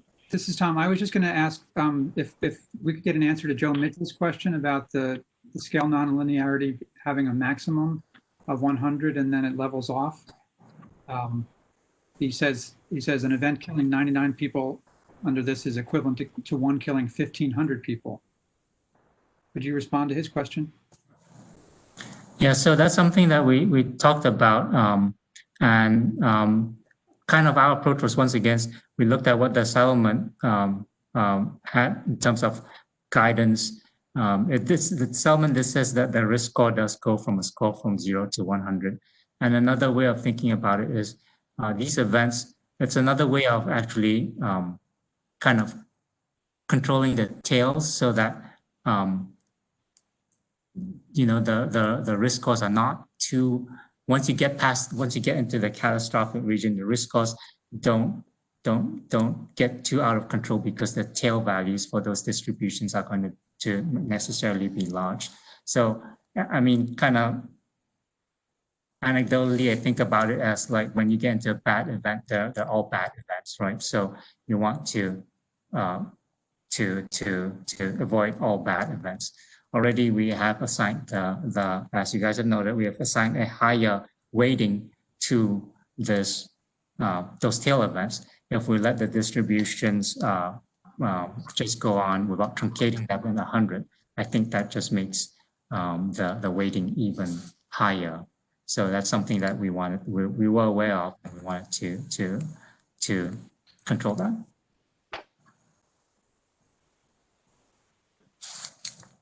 Chuck, I think you were making a hand sign. Yeah, let me. I'm sorry, but at the risk of being absolutely blunt, that's a complete misreading of the settlement, and that's not what the settlement intended. And if that's what it says, then that's wrong.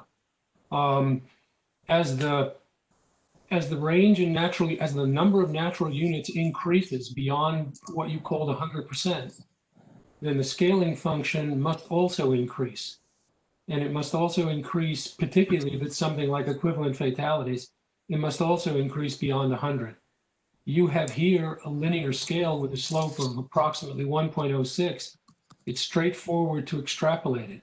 Never in the settlement was it intended to say that the scaling function flattens as the event in terms of natural units gets worse.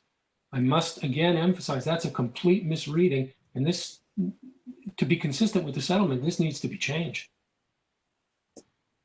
Yeah, I'm looking up the scale unit of an attribute. And I'm looking at the lexicon from the settlement agreement, and it describes a scale unit of an attribute. And it describes this as a value that varies from 0 to 100. That's So correct. And it's 100 because that's a convenient number that corresponds to the top end of the range. But as the range is exceeded in natural units, the scaled unit must increase beyond 100. There's nothing else intended. It doesn't say that. I mean, this is once again a subject of interpretation. But it says that the worst outcome, scale unit is set to 100 least desirable level of natural units in the range of natural units. So Yes, exactly right. And when you increase, that's correct. And when you increase that range of natural units, you have to increase the scaled value. What you have here makes no sense, and it's not what was intended. yeah, I mean, I think once again, this is a matter of interpretation, and this is how we interpret the settlement agreement.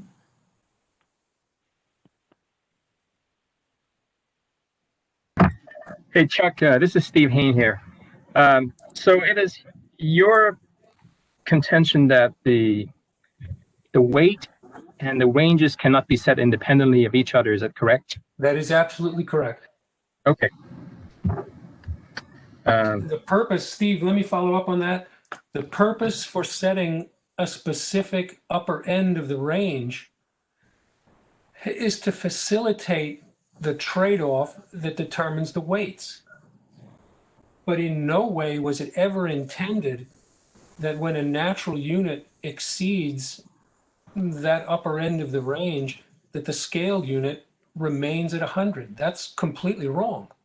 There's never any intention of that. Okay, well, that's one interpretation. I think that perhaps we can get more guidance or more clarity on this definition from the settlement.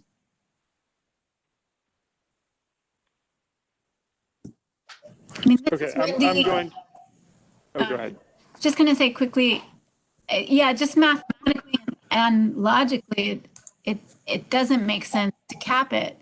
I mean, if you had more than 100 deaths, it just doesn't make sense that all of a sudden it's anything more than 100 is equivalent to 100. What if, God forbid, you had 1,000? That's equivalent, you know, of equivalent fatalities. That's equivalent to 100.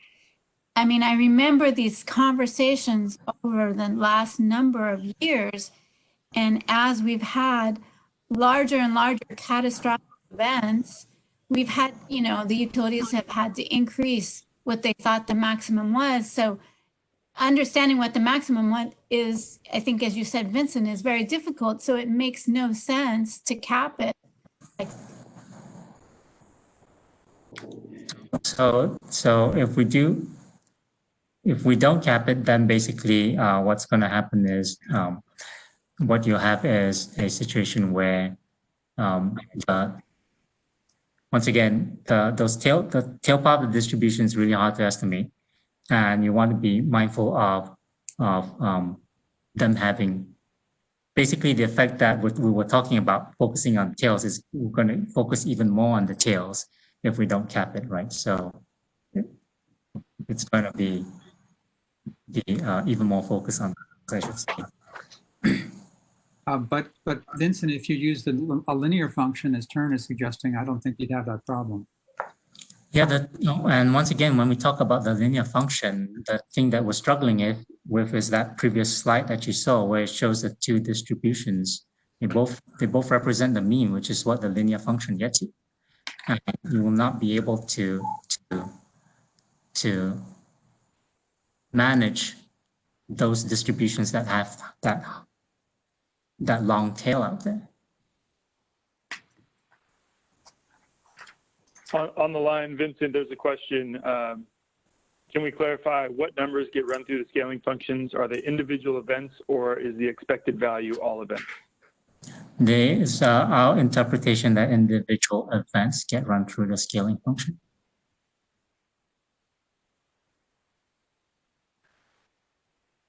Okay. Just as a reminder for people in the Q&A, Just clear and concise questions that are very clear are helpful to me. So thank you for that. The last question was a good example. We're at 11:14. I think now is a good moment for a 5-minute break. I think this is the end of the section, and we'll be moving forward into section 4. We are a little bit behind time, but the conversation has been good. So we will return at 11:20 and start on the nose. So we will set on mute. 5-minute break. Thank you, everybody.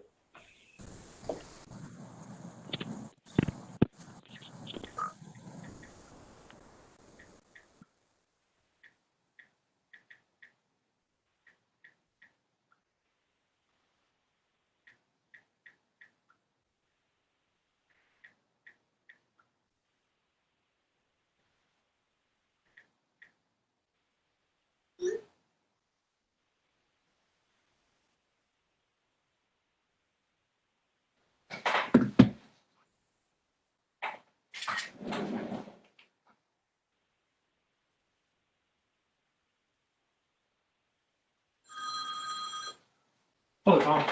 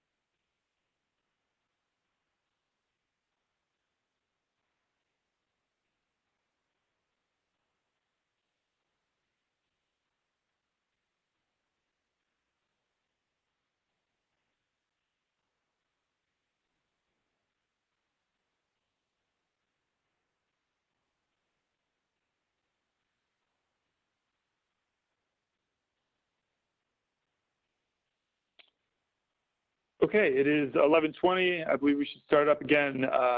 To all participants, I think we are approaching slide 18 out of somewhere about 40 informative slides. The conversation has been good, but we have a lot to cover in the next, I guess, hour and 10 minutes that we have booked. Before we start, I just want to give Chris Parks an opportunity. I think he raised his hand, just make sure that his questions are being addressed. I saw a comment. So Chris, if you have anything before we start. Yes, thank you. On this slide that's still up, I had a couple questions. I was just curious, it mentions a quadratic curve, and also there's several regions with various boundaries. And I was curious, did PG&E have a specific reference that they used as a model for making these determinations in its own development of this scaling function?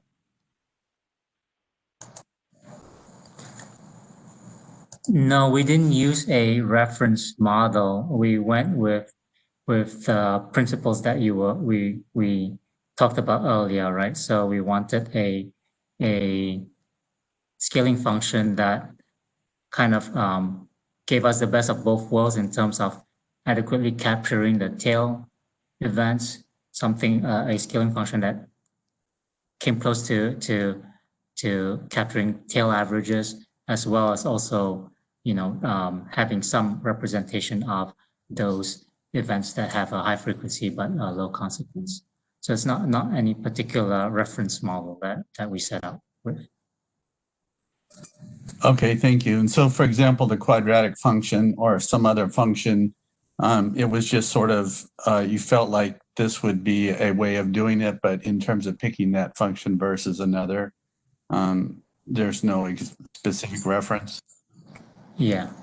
So like you're saying, like instead of picking, I don't know, the work, but like some other exponential function or something like that, right? Versus a quadratic function or something. No, that was not based on any reference. We haven't seen any references out there, so we didn't base it on that. Okay, thank you. And another question before moving on, because I don't know if this is going to be addressed in one of the other sections. I was trying to figure out where to ask this, but did PG&E receive any comments or feedback about, for example, evaluating PSPS as its own independent risk? We have had some comments about PSPS. I don't know if there was anything about I believe actually there might have been some comments in the past about looking at PSPS as a separate risk itself. I do believe that's the case. How we've accounted for PSPS is basically as a mitigation in our wildfire risk event, and that mitigation has a negative effect on the reliability score. So instead of reducing the reliability, it actually, instead of reducing the CMI in this particular case, it would actually increase the CMI. So that accounts for the downsides of holding these large PSPS events. And the way I understand it is you looked at it as a mitigation, but in terms of it as a risk event that then has a risk consequence potential and a risk frequency, PG&E didn't evaluate PSPS as a risk event. Yeah, it doesn't have its own risk bow tie. Okay, and then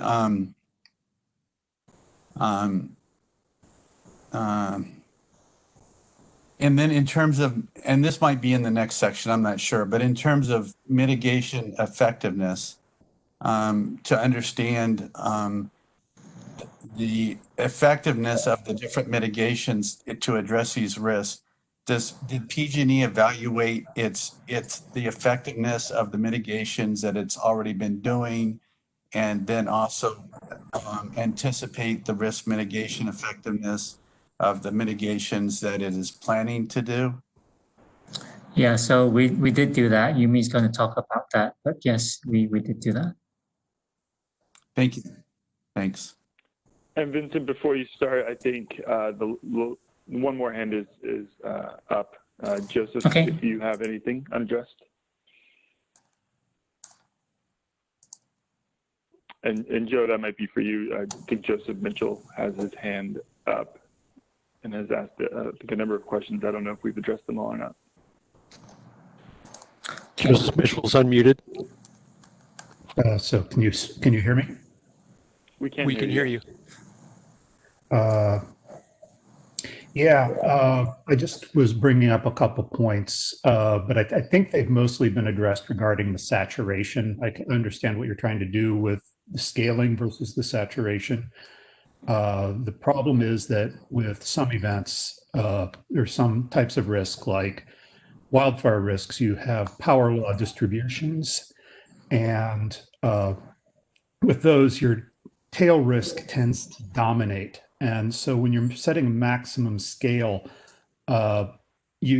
it's with the exponent of power law distributions for wildfires, even the mean won't converge. So what that means is you can't actually set a scale that potentially captures your largest event. So you have to set it somewhere, but you should always anticipate that your maximum scale is going to be larger than a historically observed scale at the very least. So I just wanted to put that in there for now. Any guideline what that maximum scale, how that maximum scale should be set? You mentioned it should be larger than what we've seen. 100, the 100 that we came up technically is a little larger than what we've seen from. Yeah, I think, yes, I think, if we look at sort of this, you can look at the scale historically. What I would suggest are trying to determine the power law exponent and then running a Monte Carlo to see what sort of historical events or what sort of events you might anticipate with that type of distribution, how far out they go. Even if you can't fully capture it with a mean, you might be able to set a level of, say, what you would expect to see in 100 years, maximum for 50 years. There are ways you could do that. In any case, it would be larger than, unfortunately, what you'd see for the campfire. You would tend to see, you do have maximum scales on these things under some of the modeling for wildfire size distributions, but we really don't know what the maximum scale is. So in the need to be conservative when dealing with risk like this, it's better to adopt a more conservative, larger maximum scale, even if that tends to suppress some of the smaller events, because when you're looking at your mitigations and trying to figure out which mitigations to apply, something that prevents events which have that potential size of impact is very important to address. Okay. That's helpful feedback. Thank you. Okay. Vincent, I think you are in the clear to move to the next section. Again, we have about an hour left for the slated time for this meeting. Okay, I'll move on fast. So let's move to the next section, Joe. I think you want to move up 2 slides. Yep. So I wanted to mention about some of the calculations that we do to calculate the risk scores. And basically, what we've done with the standard bow ties, we've included 2 additional elements, subdrivers and outcomes, into the bow tie. So in front of you, you see this hypothetical bow tie. Driver 1 consists of 3 subdrivers, each of which has associated frequencies that sum up to the overall driver frequency. And there are 2 kinds of outcomes. When the risk event happens, it can either have a minor or a severe outcome. And in this example, the minor outcome leads only to financial consequences, whereas the severe outcome leads to safety, reliability, and financial consequences. So the reason that we want to do this is we can attach different probability distributions to the consequences based on outcomes, right? So for example, for the minor outcome, the financial consequence distribution could be a log normal with a mean of 100,000, whereas in a severe outcome, it could be a log normal with a mean of $1 billion. So it does give us more expressiveness in terms of modeling. So let's move on to the next slide. And this is Wendy. yeah. Can we go back to that real quick? Just real quick. Yeah. So I like where you're going here, and I wonder, did you think about even breaking these outcomes up even more? You know, really kind of differentiate between catastrophic outcomes? Yes, so it depends on the bow tie. This is just a very generic view. Doesn't mean that each bow tie can have only two outcomes. You can have different sets of outcomes for different bow ties. It's not two, and the outcomes are user defined how you want to break it up. Thank you. So let's move on to the next slide again, Joe. Thank you.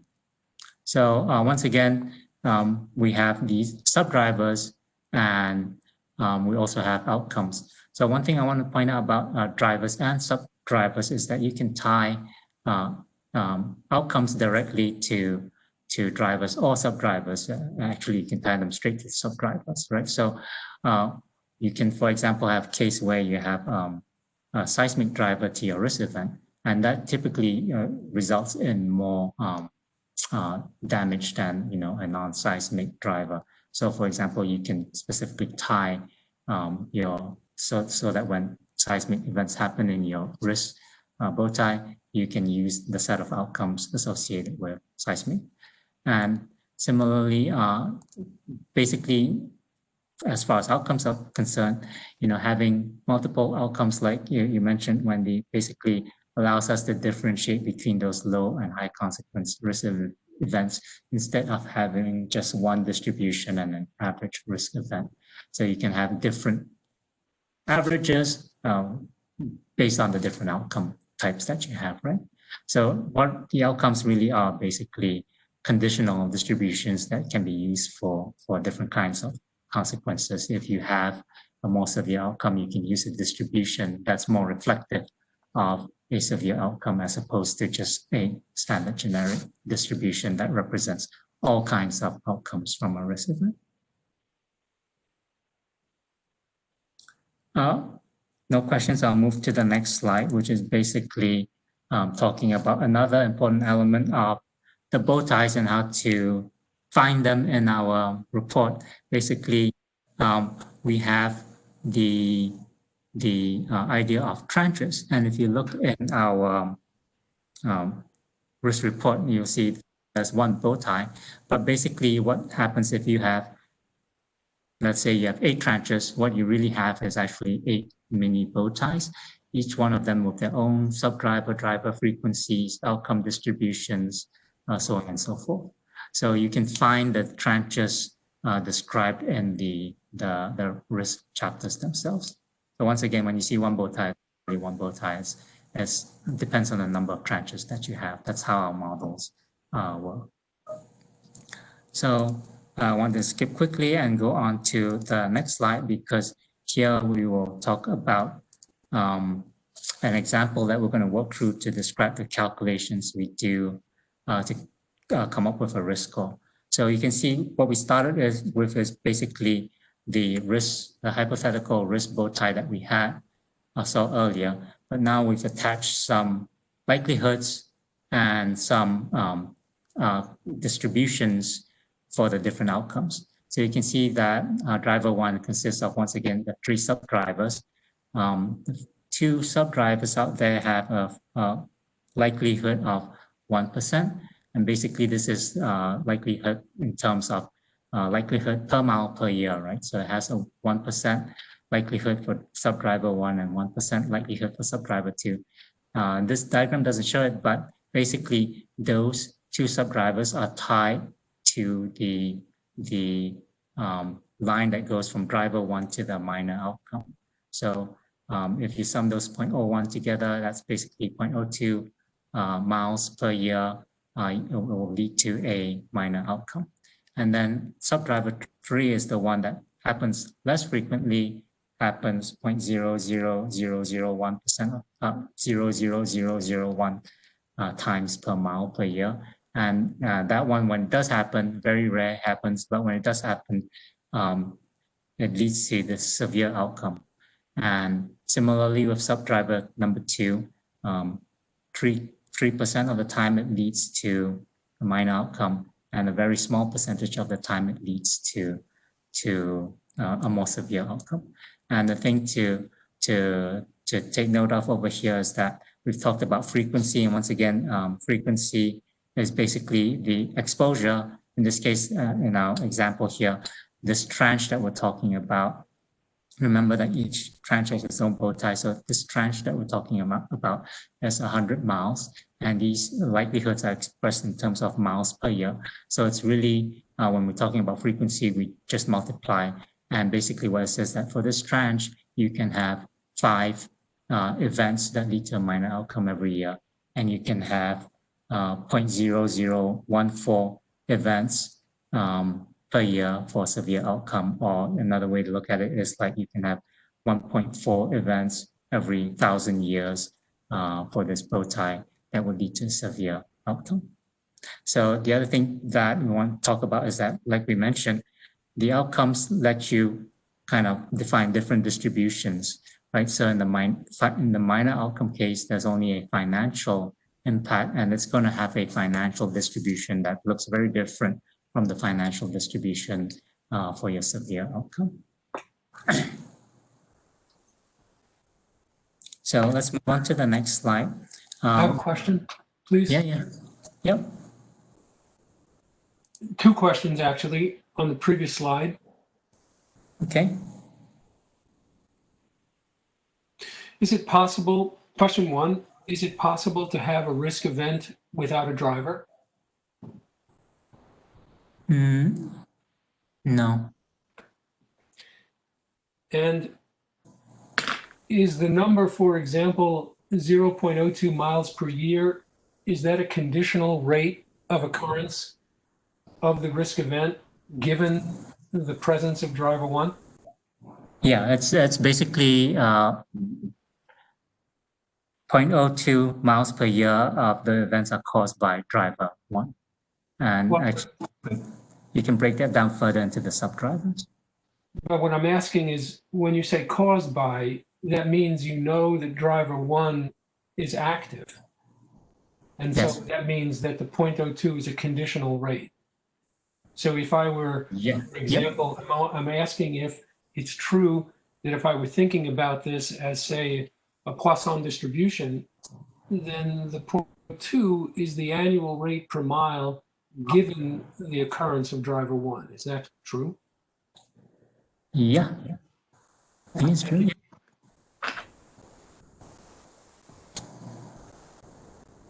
Can I clarify further? This is Yumi.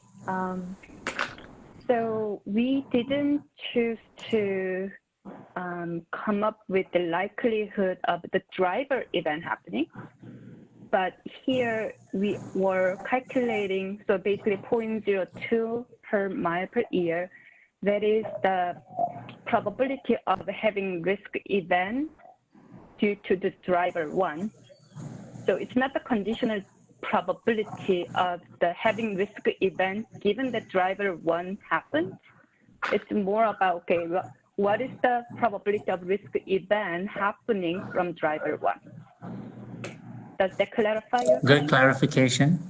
No, I'm sorry, I do not understand. Can you please clarify that further? Let me give you an example. Let's say our risk event is ignition or wildfire. Driver 1 is vegetation. If we were to come up with what is the probability of vegetation contact happening on the line, we are not getting that directly. So what we did here is that, okay, instead of getting how much time over the year, we are getting the vegetation contact on the line, regardless of the impact of the vegetation contact.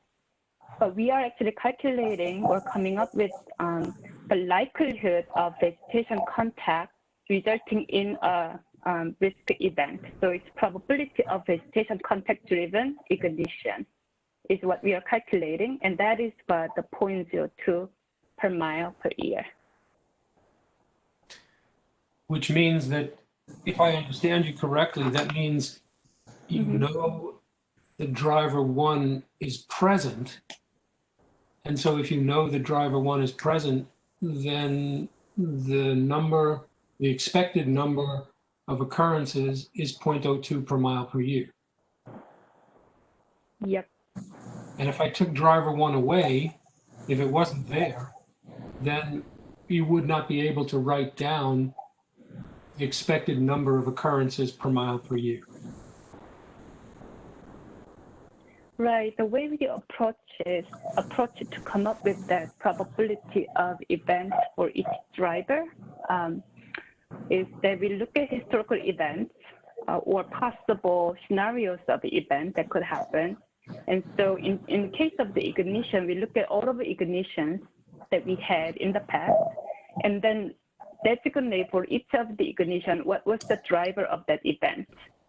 So let's say 30% of that ignitions, all of the ignitions that we looked at in the historical period, let's say 30% was the vegetation driver. Then here it says, okay, it will be 30 frequency for driver one's risk event. And so let's say for the frequent events, it's quite that way. But let's say we have a rare event that didn't happen in the past. What we have done is that, okay, what are the drivers that could lead into the risk event, looking at the possibilities. And so designated those, came up with those drivers, and then calculated what would be the likelihood of the risk event happening from that driver. But again, when you say from, I know it's difficult to translate sometimes that concept into mathematics, but when you say from, it sounds to me like that's a conditional probability or a conditional rate, which is to say that you know, that's what I need clarification. I don't understand. And I'll tell you what I'm driving at. Conditional. What I don't understand is why it's okay to add 0.02 miles per year and 0.03 miles per year from the two different drivers and say that the result is 0.05 miles per year. If those are two different conditional rates, then that addition is not allowed. Okay, so this one, it's not about that risk. So 0.02 miles per year, per mile per year for driver one is that we are saying that for this trend per mile, historically, or what we forecast is that there will be 0.02 risk event driven by driver one, independent of driver two impact. And then there is probability of risk event happening from driver two, which is 0.03. And so from the point of view of the risk event, there are cases where the event is coming from the driver one, and that's 0.02. There are cases where the risk event is driven by driver two, and that's 0.03. So overall frequency of for the year in this case of risk event is the sum of the risk event from driver one plus sum of the risk event from driver two.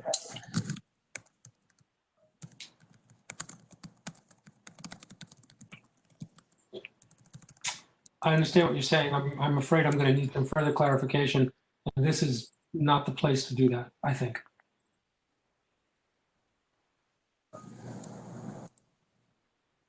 Okay, maybe what we're talking about is we're talking about distributions. I mean, it's not what we should move on, but maybe that's what you were thinking about.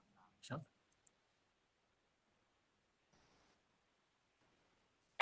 So let's go to the next slide. So in this slide, we want to get into the nuts and bolts of the risk calculation. Remember once again that the risk score is basically the likelihood of a risk event or frequency multiplied by the call. From the risk calculation standpoint, the frequency is quite straightforward, right? It's a number determined by data. Other means that is external to the calculation that we're doing. The calculation of the core itself is more involved and what we will focus on here. It's once again the expected value of the weighted sum of the attributes after they are run through the scaling function. So because it's hard to come up with a general kind of closed form solution of the mean of the scaling function, we use a Monte Carlo simulations to determine that mean. However, one thing we want to note is that what's simulated here are just the conditional distributions as the expected value of the Mavf given an outcome. This is different from what we did in 2017 when we basically simulated the events using the driver frequencies and then calculated the Mavf when the events occur. That approach required many simulations, millions of simulations, because the driver frequencies are often small. So for example, to get 1,000 events given a driver frequency of 0.1%, we would need like 1 million simulations. So this time around, we do things a little differently. We only simulate what we need, right? So here we just simulate the conditional distributions directly. So if we need 1,000 trials, we simulate 1,000 trials. So to kind of illustrate that, first of all, we need to just set some context here. Remember that this simulation is done for each tranche, for each outcome, for each attribute, depending on what probability distribution the attribute has, and then it's calculated and simulated for each of these different combinations, and then summed back up. So you can see here in this particular example, which comes out of our report, we don't show the reliability and financial calculations, but they're very similar to what we've shown here for the safety. We've chosen one tranche, the 100-mile tranche in the example that we talked about previously. And in our previous slide, we kind of established that there's only a safety distribution, safety consequences for these severe outcomes. So when a severe outcome happens, we have a distribution, which is a Poisson zero truncated Poisson distribution, which has a mean, a lambda of roughly 11 equivalent fatalities every time the event occurs. So like I mentioned, this is what we will simulate. In this particular case, we simulate for illustrative purposes, just 10 trials. And you can see on the second column, the first column is the trial number, but the second column shows the simulated values for each of the different trials, right? The first simulation we're highlighting, we pulled from the Poisson with a mean of 11 equivalent fatalities, and we got the number 12.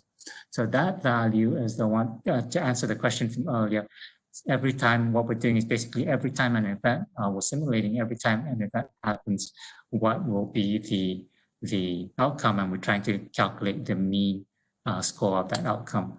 So when we pull this 12 equivalent fatality trial from our distribution, we run that through the Mavf. The Mavf calculation is shown in step number 2 here. And since it's in that, that third range, this is what we were going to use for the catastrophic range, because it's 12 fatalities, and our catastrophic range starts at 10% of the range of the safety. So what we'll get is a score of 7.1. And then, as I mentioned earlier, basically what we do is multiply by the weight. It gives us a score of 0.355. And then we multiply by 1,000 just for visual display purposes to get us a score of 3556 for that trial, right? So we do this 10 times because there are 10 trials, and then we take the average of that to come up with the score that you see there, which is basically the 3193 here. That's the average of the 10 trials. We do the same, we don't show it here, but we do the same for the reliability. For reliability, we draw from a load normal distribution in this case, and then we do the same for the financial. We draw from another load normal distribution. And basically after that, which we'll get to in the next slide, so let's see if there's any examples of that. Basically, we just add them up together. So next slide, once again, you can see we talked about, I'm sorry, Joe, go back to that slide. Previous slide, please. Yep. So we talked about, one slide forward. There we go, thank you. So here we calculated, once again, the risk score for the severe outcome case. And that consisted of a safety score of 3193, reliability score of 409, financial score of 3931, nets 7533. But that's just one outcome, right? So we need to look at what happens to the risk scores when you have a minor outcome. And that's basically a risk score of 0.054 because there's no there's no reliability and safety implications.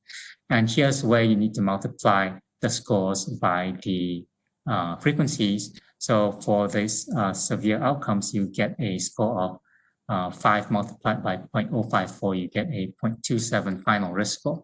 And similarly, for a severe outcome, you will get a score of 7533 multiplied by that 0.0014 frequency, and that gets you the score of 10.55. And finally, the overall risk score for this risk event is you sum those two together and you get that 10.82 scoring.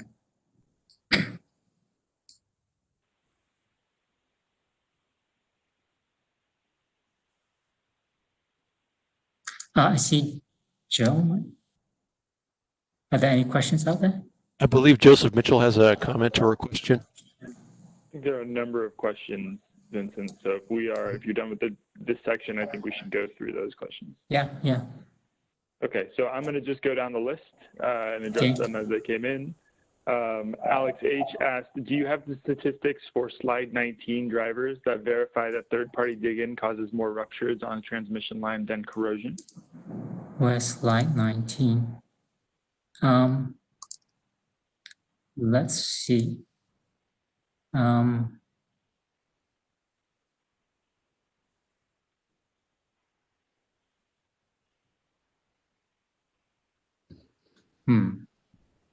You mean is this that one?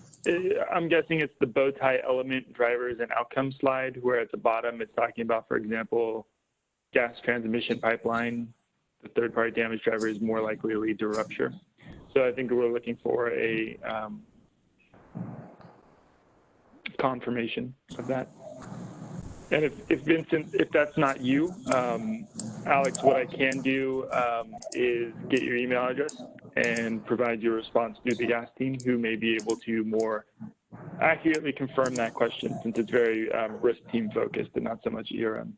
Yeah, I think what we've seen, I'm trying to recall and I'm trying to think about it, is basically, I think the third-party driver is basically what we've seen so far is third-party drivers, third-party only leads to rupture outcomes. So internal corrosion or external corrosion could lead to leaks or ruptures, but third parties only lead to rupture outcomes. So that's one way to look at it.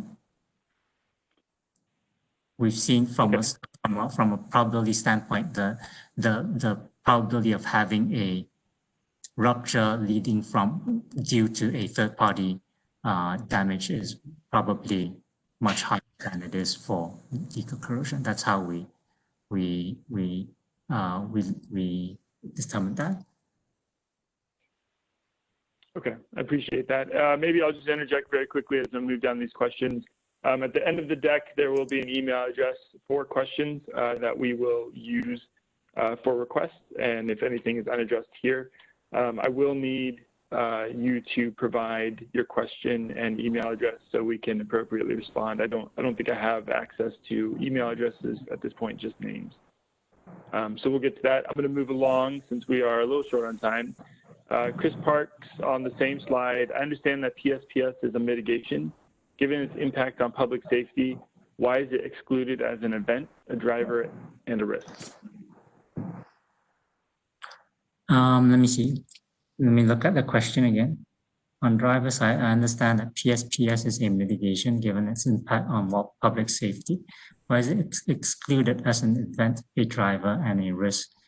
So once again, it's based on basically our risk definition was basically that what we call wildfire risk is basically it's just the way that we've defined the setup, right?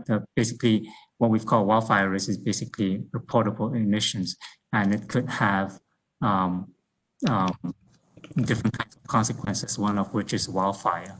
And that's the way that we've followed based on the recent event that PSP is not exactly a risk in the sense that we call it, it's not entirely out of unpredicted. It's an event that we call in response to taking care of our wildfire risk out there. So just following based on our risk bow tie definition methodology, that's how we define PSPS. And then to add on that question from Chris, from Alex H. Vincent, why is the basis for reliability range of 0 to 4 billion if PSPS is excluded as an event, driver, or risk? Let me look at the question again. Can you? Sure, would you like me to? Yes. If PSPS is excluded as an event, driver, or risk, why is the basis for reliability a range of 0 to 4 billion? Yeah, because when we considered the ranges, we did not consider like what's causing what, right? I mean, the settlement basically says, look at the observable from history, didn't say look at observe from history for each different sets, each different event, then you would end up with different ranges for different kinds of event. And that's not the way we understood how the ranges work. Basically, our interpretation is take what could be observed in normal operations. And so we followed that guidance. And then I believe, Joe, you said there was a question from another person, but I do not see that on my screen. So if I missed any, if you could step in. I've unmuted Joseph Mitchell. I believe he has a question or comment, and I have a hand raised from Arthur Fisher. I'll go ahead and unmute him. Okay, this is Joseph Mitchell. Just quickly, I think Monte Carlo is a good approach. However, if you look at, in particular, wildfire losses, whether you're looking at wildfire sizes, financial losses, or fatalities, they are not fit by a Poisson distribution. So they fit better by a power law distribution. So as your base statistical distribution for calculating these consequences, you should be pulling from a power law distribution. Thank you. Yes, so right now, you know, it's one step at a time. We do recognize that we would like to have more distribution types in our kind of family of distributions that we can use for our simulation. Having power law is something that we'll look into. I want to mention that it doesn't completely alleviate the problem, but once again, having different outcomes does help out in the sense that it helps us to shape the distributions a little better than, it's a better situation than just having one Poisson distribution describe the whole set of consequences out there, because now we can shape the Poisson distribution to be different, more fatalities, so on and so forth, for the severe consequences, and use a different Poisson distribution to describe those non-severe consequences. It doesn't completely address what you're talking about, and we do recognize that having more distributions is something we want to do for going forward in terms of our modeling.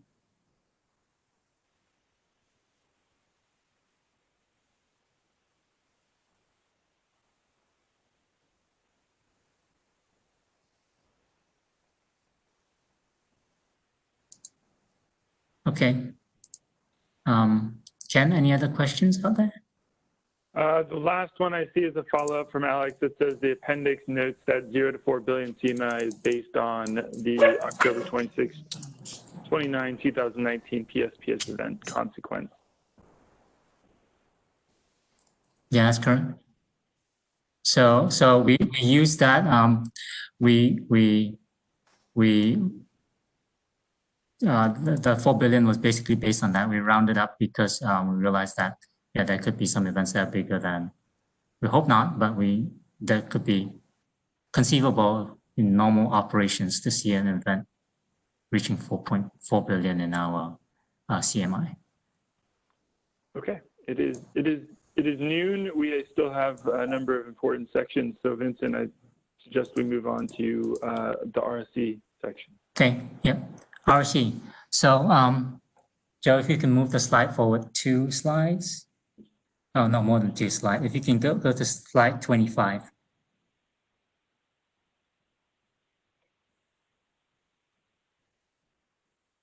Right. So once again, I just wanted to remind people what the RSC calculation is. It's basically the net present value of the risk reduction scores divided by the net present value of the program cost. And one thing I wanted to mention, a couple of things that we're doing differently in our previous RAMP report. We tried to capture, we only captured, I should say, a limited number of longer term benefits. I think we stopped our benefits, longer term benefits at 6 years out. This time around, because our modeling capabilities are much improved, we were able to capture the full lifetime benefits of many of the mitigation programs consistent with what the settlement intended.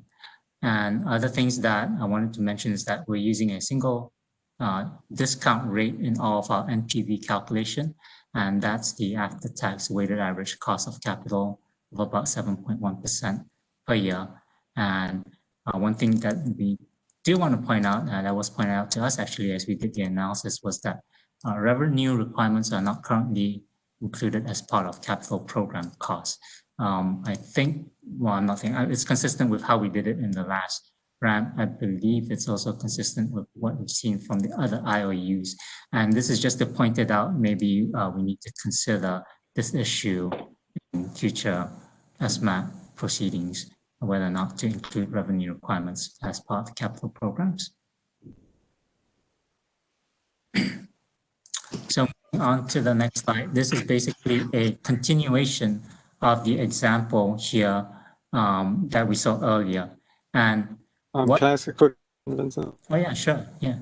So you said the revenue requirement isn't included. So for like a capital project, how do you, like what costs are included? Is the direct capital costs in the year that's incurred, or how do you do those costs? Yeah, it's all the capital costs and any expense costs related to that, but it doesn't include the revenue requirements.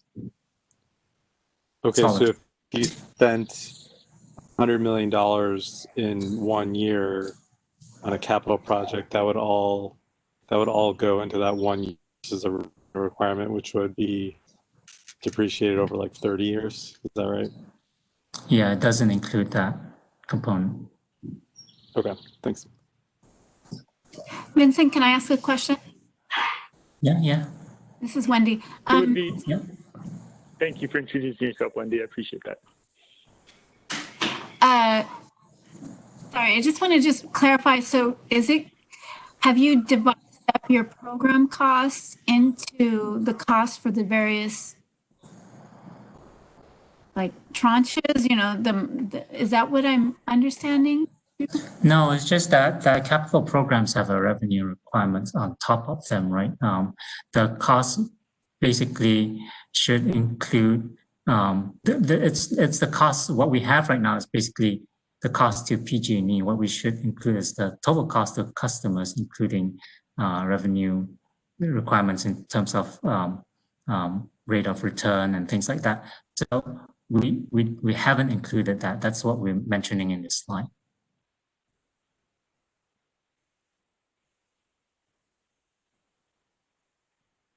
Does that make sense? No, that's okay. We can follow up later. I'm still trying to get my head around it. Vincent, this is Tom. I had a question about this slide as well. Can you hear me? This current slide? Yeah, 25. I'm sorry, the previous slide. I'm sorry. Okay. Yeah. When you were first introducing the slide, you said PG&E had, you were talking about the change from the last ramp. Yeah. PG&E change in its modeling capabilities.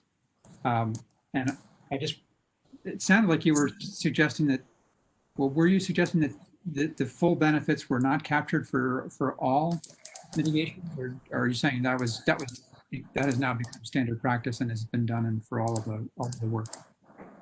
Well, basically in our previous slide, I think we mentioned that we calculated only 6 years worth of benefits from the programs. And that's what we're doing differently this time around. Right, so you're capturing all the benefits for all mitigation programs without exception. Yeah. Okay, there's something about the wording that made it sound like we're doing it for most or something, or I don't know what it was. Oh, no, sorry. Okay, thank you. Yeah.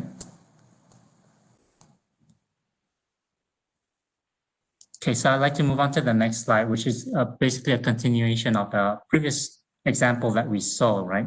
So first I want to talk about how we describe this particular mitigation program. There are different mitigation programs in our model. They affect different components of the bow ties. Mitigation programs that basically reduce the frequency of events.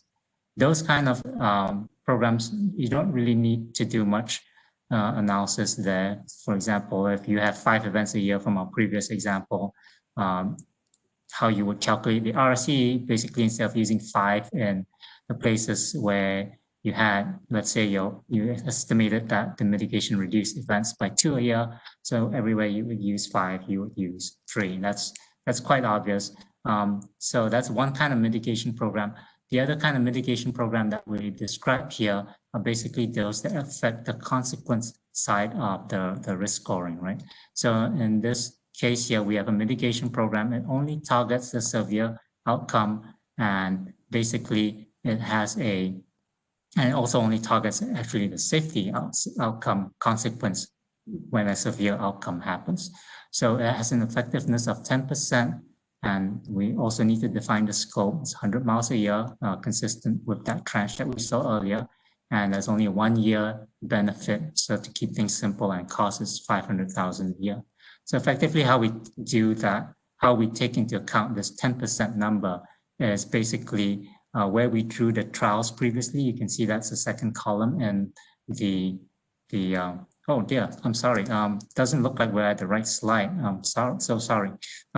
Joe, can we move on to slide number 26? 26. No, you want to go back. I don't have numbers. Sorry. Yeah, there we go. Okay, thank you. So so this is what I was talking about. When you apply the mitigation, basically, since we have a 10% effectiveness from the previous example where we drew the simulations, you can see the trials over there, we basically reduce those outcomes by 10%, right? So instead of having a simulation with an outcome of 12, now it has an outcome of 10.8 because that's 90% of 12. And then from there on, basically we do the same kind of calculation that we did previously.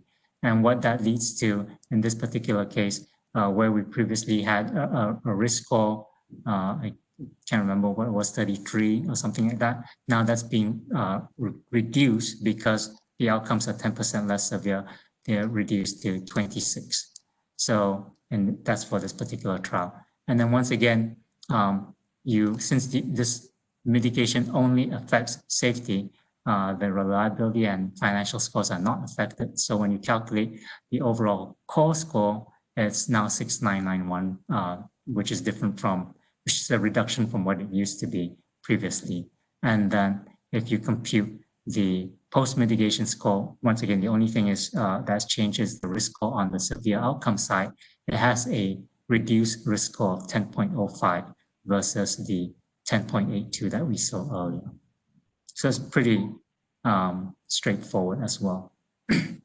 Let's move on to the next slide in the interest of time. So over here, you can see basically how we go from the risk reduction to the RSE score. Basically, you look at the risk reduction, which is like I mentioned earlier in the example, we saw that without mitigation, the score was 10.82. With mitigation, the score was 10.06. So the difference is 0.76. And you need to divide that by the cost of the program, $500,000, to get to a 1.52 RSE.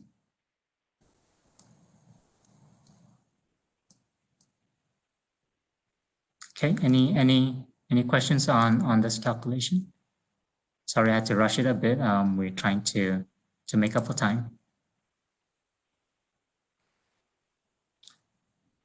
Okay, hearing no questions, I would like to turn it over to Yumi to talk about a question that we had earlier with regard to what's in the baseline and what's in the pre-mitigation scores.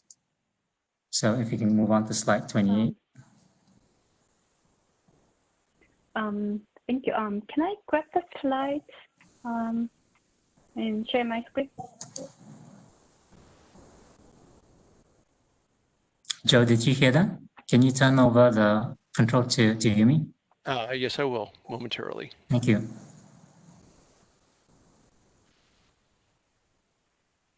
Okay, Yumi, you should now be the presenter.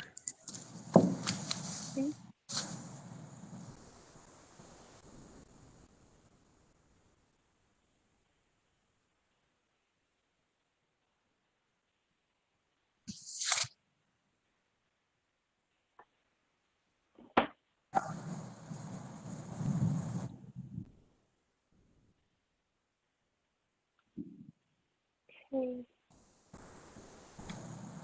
Okay, so thank you, Vince. In this slide, let me explain the test year baseline risk score that Vince mentioned earlier. And this was the basis for all of our multi-visuals in our RAMP report, as well as the analysis of the mitigations that we proposed in our RAMP report.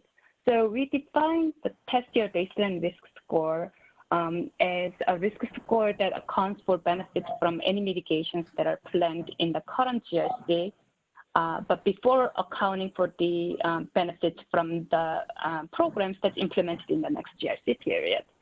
So probably it's easier to use an example to illustrate how we are calculating them. So our current GRC period is 2020 through 2022.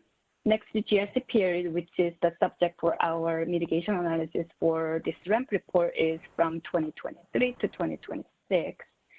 We first start from calculating baseline risk, 2020 baseline risk score, which is the first line for each year over the horizon, and we actually have more years beyond 2026 to be able to account for mitigations that have longer term impact.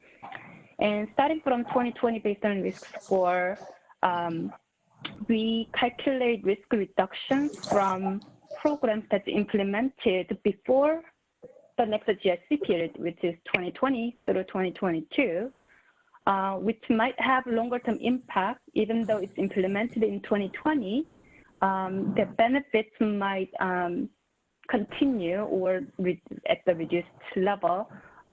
If it's the case, then for the later years than 2020, so we calculate the risk reduction from 2020 programs and 2021 as well as 2022, and then to calculate the tested year baseline risk score, it is basically 2020 baseline risk score subtracting risk reductions from programs from earlier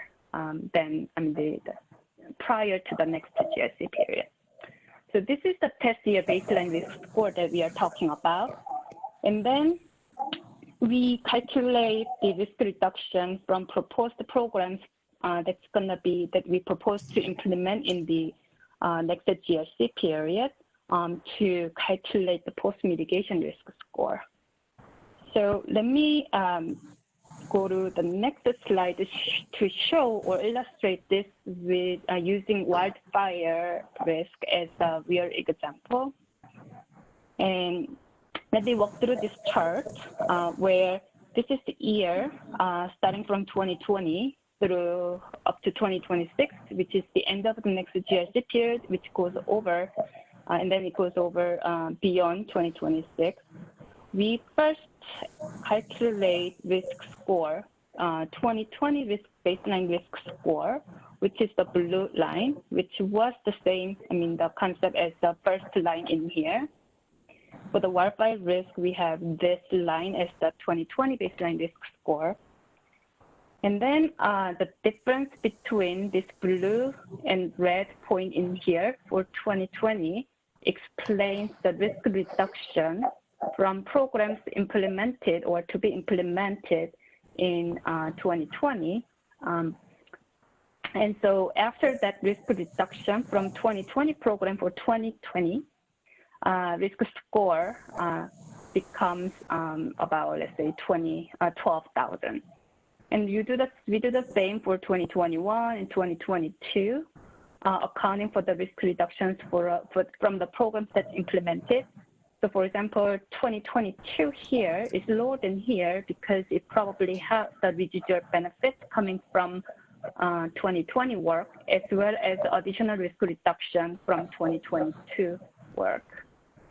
And then test year baseline risk score that we talk about is actually this one for 2023, which accounts for the benefits from programs that implemented prior to 2023, which is these benefits, but then it's smaller amount than what you see in 2022, because most of the, let's say, risk reduction that's achieved here is short-term lived, so the benefits don't last beyond 2022.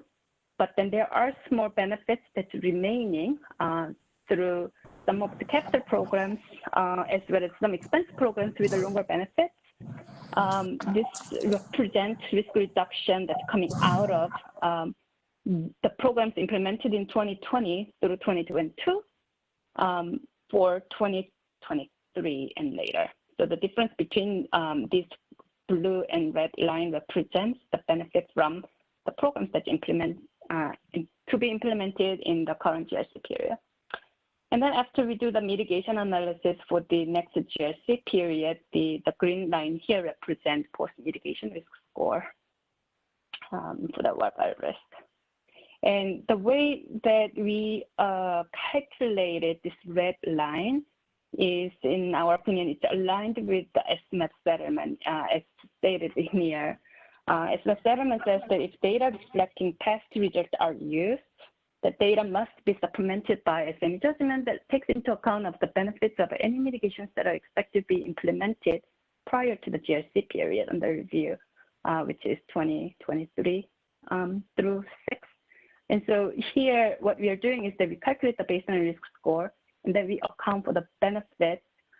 Sometimes it utilizes the assumption about the effectiveness of the program that's implemented in these 3 years, as well as how much work we do as well. Any questions on baseline, test year baseline risk scores? This is Tom. I think I understand your point and I appreciate it. I'm just curious about the example that shows these steadily mounting risk scores. I hope it's not a realistic example that after you've applied the 2020 mitigations and you go on to the future, you're still as you approach later years, you're still finding your risks are steadily mounting, and then you put in the mitigations that are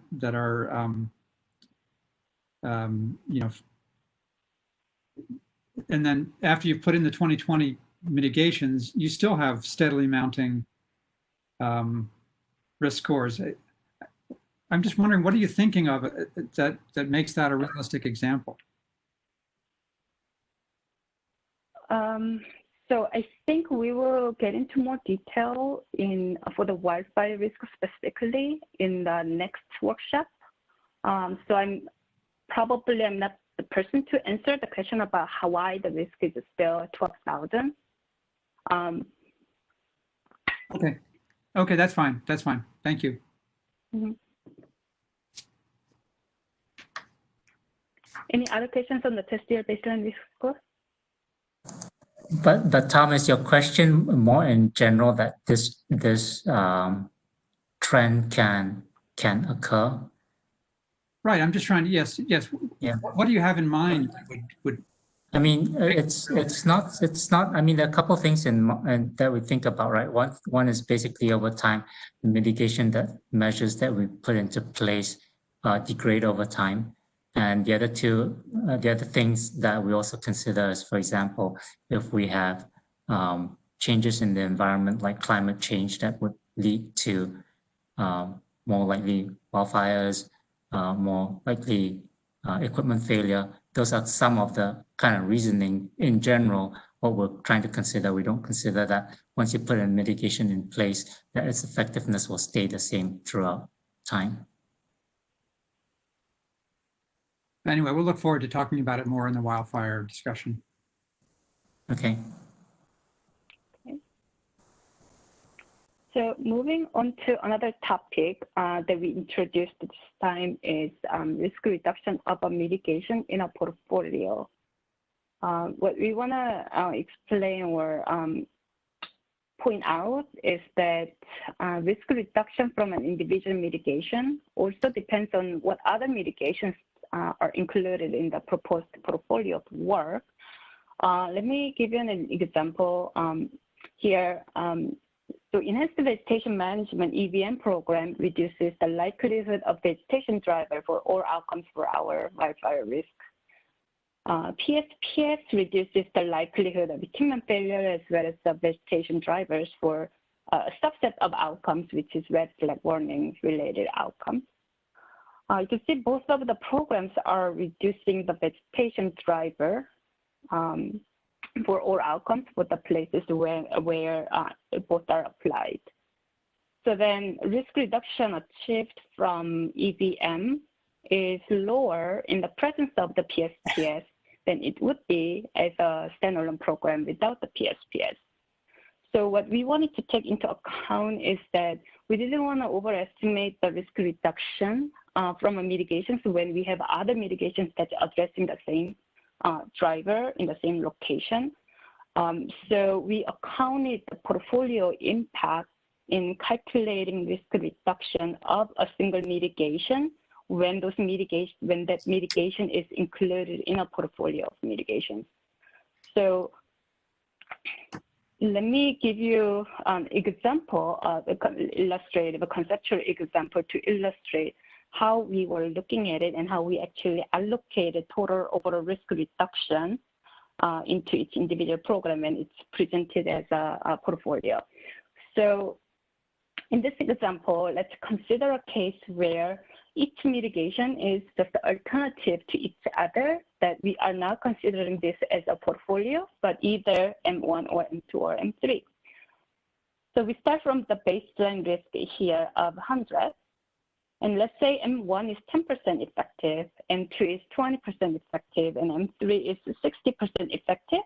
So then risk reduction of M1 is 10% of 100, which is 10. M2 is 20% of 100, is 20, and likewise for the M3. And so post M1 risk score is 100 minus 10, which is 90, and 80 and 40 for the other mitigations. So this is in the essence of other mitigations along with the mitigation, its mitigation. What we want to point out is that the risk reduction achieved when we include all of this M1, M2, M3 as a mitigation for addressing the same driver in the same location, the total risk reduction will not be the same as 10 plus 20 plus 60, which is 90. We think that it's going to be lower than 90.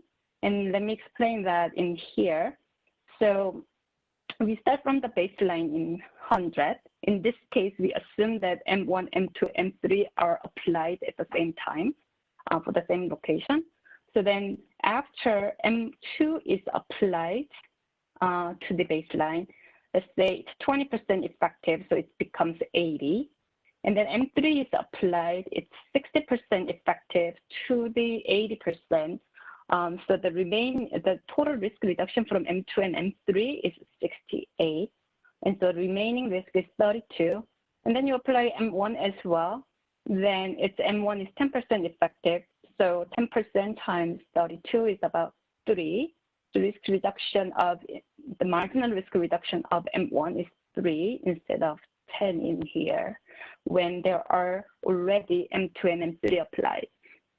So the residual risk after applying M1, M2, M3 is 29. So the total risk reduction in this case from a portfolio of M1, M2, M3 mitigations are 71, which is 100 minus 29. And if you do the same calculation, changing the order of the mitigations, it's going to be the same thing in the end of the residual risk is the same. And total risk reduction will be the same. It's about what's different is the marginal risk reduction of each mitigation. So when the rest of mitigations are already applied, if you add that one particular mitigation, what is the risk reduction from that marginal one is what we call as marginal risk reduction. And so there is difference between this 90 versus 71. We wanted to take 71 as the risk reduction of this portfolio. So we took 71 as total overall risk reduction. And then we apply, we basically allocate 71 into M1, M2, M3 by using marginal risk reduction. So 3, 7, 43. The ratio between 3, 7, 43 is used to allocate this 70 overall risk reduction of 71 into 4, 10, 57. So this is how we calculated individual risk reduction of a program. And then we use that risk reduction in calculating RSE of that program. So this allows us not to overcount or overvalue or overestimate the risk reduction when we apply many mitigations to address the same risk for the same driver. Any questions on this before I turn it over to Vince? This is Wendy Al-Mcdad. I just want to comment really. I know that PG&E said you did not have time to incorporate Wildfire Safety Division's final resolution recommendations, but I think this is a very important one, and I'm curious how PG&E is planning to address it. Because in the Wildfire Safety Division final resolution, guidance resolution 002 on page 20, they say RSE is not an appropriate tool for justifying the use of PSPS. When calculating RSE for PSPS, electrical corporations generally assume 100% wildfire risk mitigation and very low implementation costs because societal costs and impact are not included. When calculated this way, PSPS will always rise to the top as a wildfire mitigation tool, but it will always fail to account for its true cost to customers. Therefore, electrical corporations shall not rely on RSE calculations as a tool to justify the use of PSPS. So has PG&E considered assessing this and not including PSPS RSE in these calculations?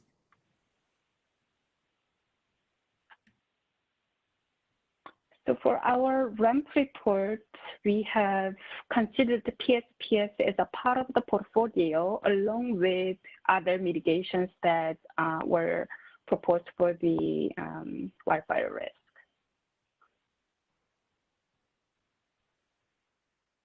I guess my question is, have you considered what you're going to do in the meantime, and are you planning to work on this soon? Given that you could update it before the GRC, especially.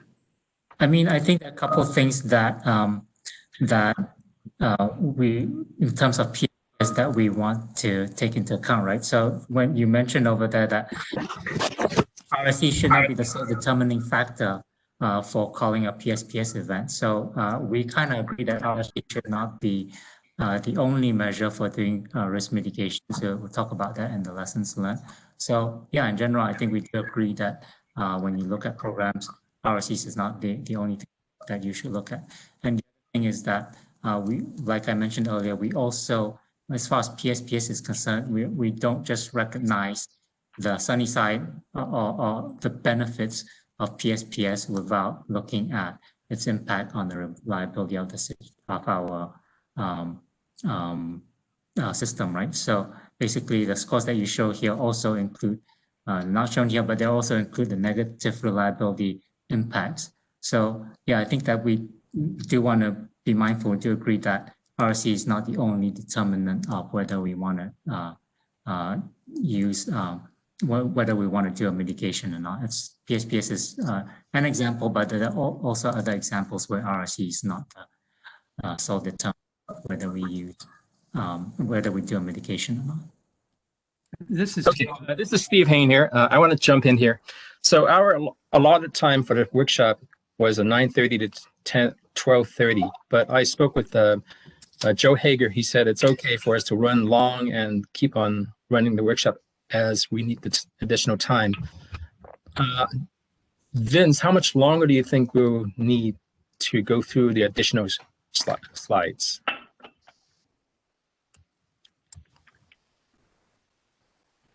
Vincent, I can't hear you. I'm sorry, in terms of slide, we're on slide, what are we on? We're on slide. We're on 31, and it looks 31, like and we have 40. And modeling Yeah. work papers. So I'm guessing it'd be another, you know, with questions, we're probably in another 45-minute range. Joe, is it going to be a problem for you to keep supporting this for another 45 minutes to an hour? No, I'm clear. Okay, that's good. So I assume this is okay with the other main participants? I just wanted a yes or no. It's fine with me, but. Tom? Yes, return. Okay, good. Let's keep going then. Great. Could I just follow up on Wendy's question and offer a different perspective? Just very briefly, I think in our view, the problem is not with RSC. The problem is with how the RSC is calculated. And the problem we have pointed out already in our February 19th letter is that PG does not include societal impacts of PSPS. It only includes reliability impacts, but doesn't include impacts on equivalent fatalities and impacts on financial losses incurred by the public, which we think can easily be accommodated and should be accommodated under the settlement. But PG&E has chosen to characterize those, in our view, somewhat very arbitrarily, as they call them indirect. I don't know how they draw a line between direct and indirect, but that's their view. They're indirect and therefore should not be considered. And we've raised that before and we'll continue to raise it. So PSPS can be done right, can be evaluated correctly under this framework. Just PG&E, in our view, is not doing that. And Tom, this is Katie. I just want to add to what Tom just said. Katie is also from TURN. That the Wildfire Safety Division's resolutions regarding the wildfire mitigation plans echoed that thought as well.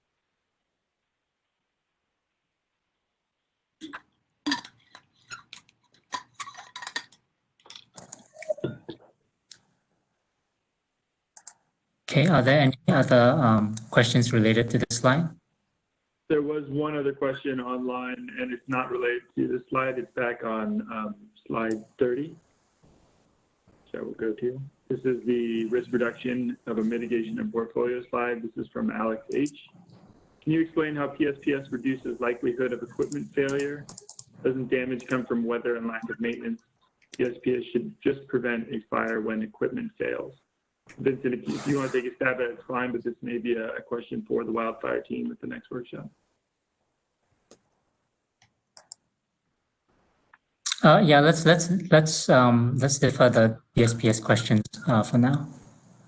It could be a lot of questions, follow-up questions. So. Okay, so I think we should continue. So one last thing we wanted to cover in terms of risk and efficiency calculation is basically treatment of programs. So in our report, you'll see that there are 3 different kinds of programs that reduce risk, and they are treated differently for the purposes of calculating an RSE. So the first 2 kinds of programs that we have are mitigation and controls. Those are basically the definition of a mitigation and a control are from the SMAP lexicon again. And I wanted to mention that we calculate the RSEs for mitigation programs. And as we have mentioned earlier, as far as control programs are concerned, we did do a couple of pilots for control programs, but in the whole, this is something that we could not accomplish given the compressed schedule for the ramp filing. And then the other kind of program that we want to talk about is what we call foundational programs. And here we have a definition, which is basically a program or activity that does not have a standalone risk mitigation effect, but is required to enable multiple mitigations. So the treatments that RSE is not calculated, well, really the RSE doesn't need to be calculated because it's 0 based on the definition. But we still need to do the program anyway because they are part of work that we need to do to enable us to work on other programs. So for example, if we need to fund some computers or some studies that we need in order to understand the risk, those don't, I think the study itself doesn't actually reduce risk scores, but we need to do that for us to get a better understanding on the exposure that we have to certain risks like seismic risks, so on and so forth. So that's the idea behind these foundational programs. And I'll just briefly say, this is Tom Turn, that we disagree with that approach. We don't think it's consistent with the settlement, and we've laid it out in our February 19th letter. I know PG&E has responded, but rather than having a further debate here, we just wanted to note that we have a different position. Noted. Thank you, This is Wendy. I want to ask a question. Are the control projects then anything that is a compliance project? Determine its compliance? Well, there's currently established measure that is modifying risk, so it's compliance and others that's currently in place already. So mitigations would only be anything that PG&E decides to do above what is actually required.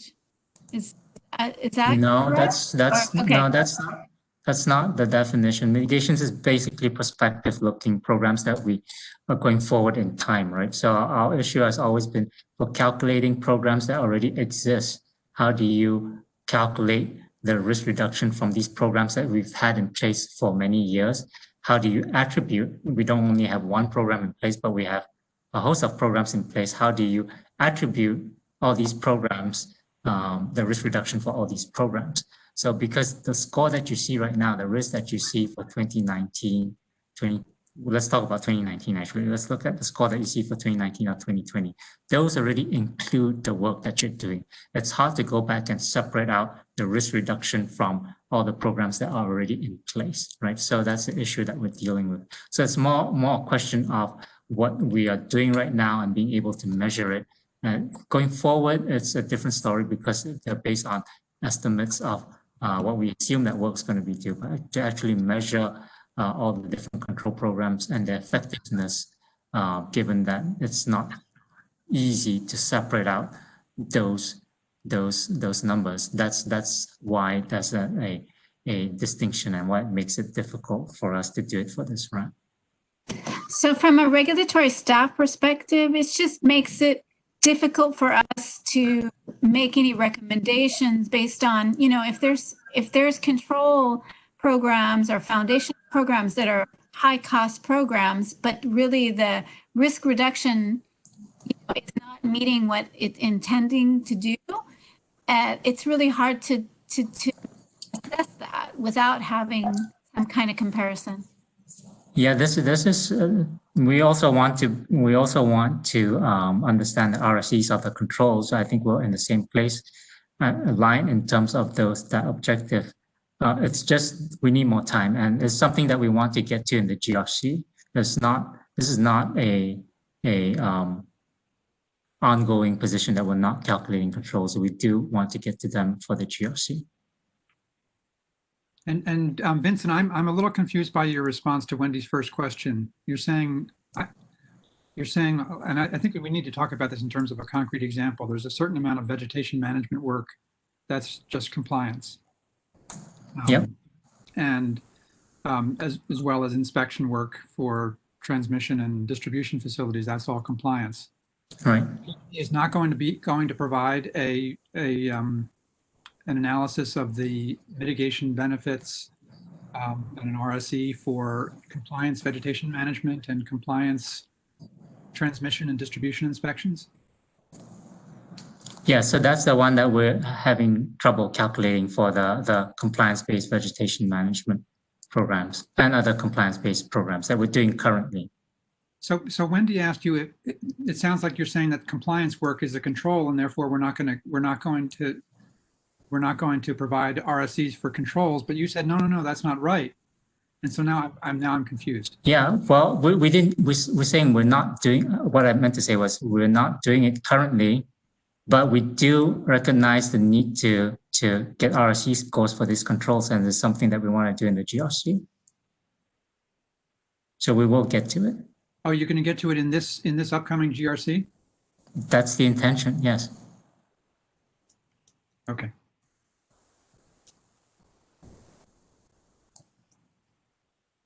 Thank you.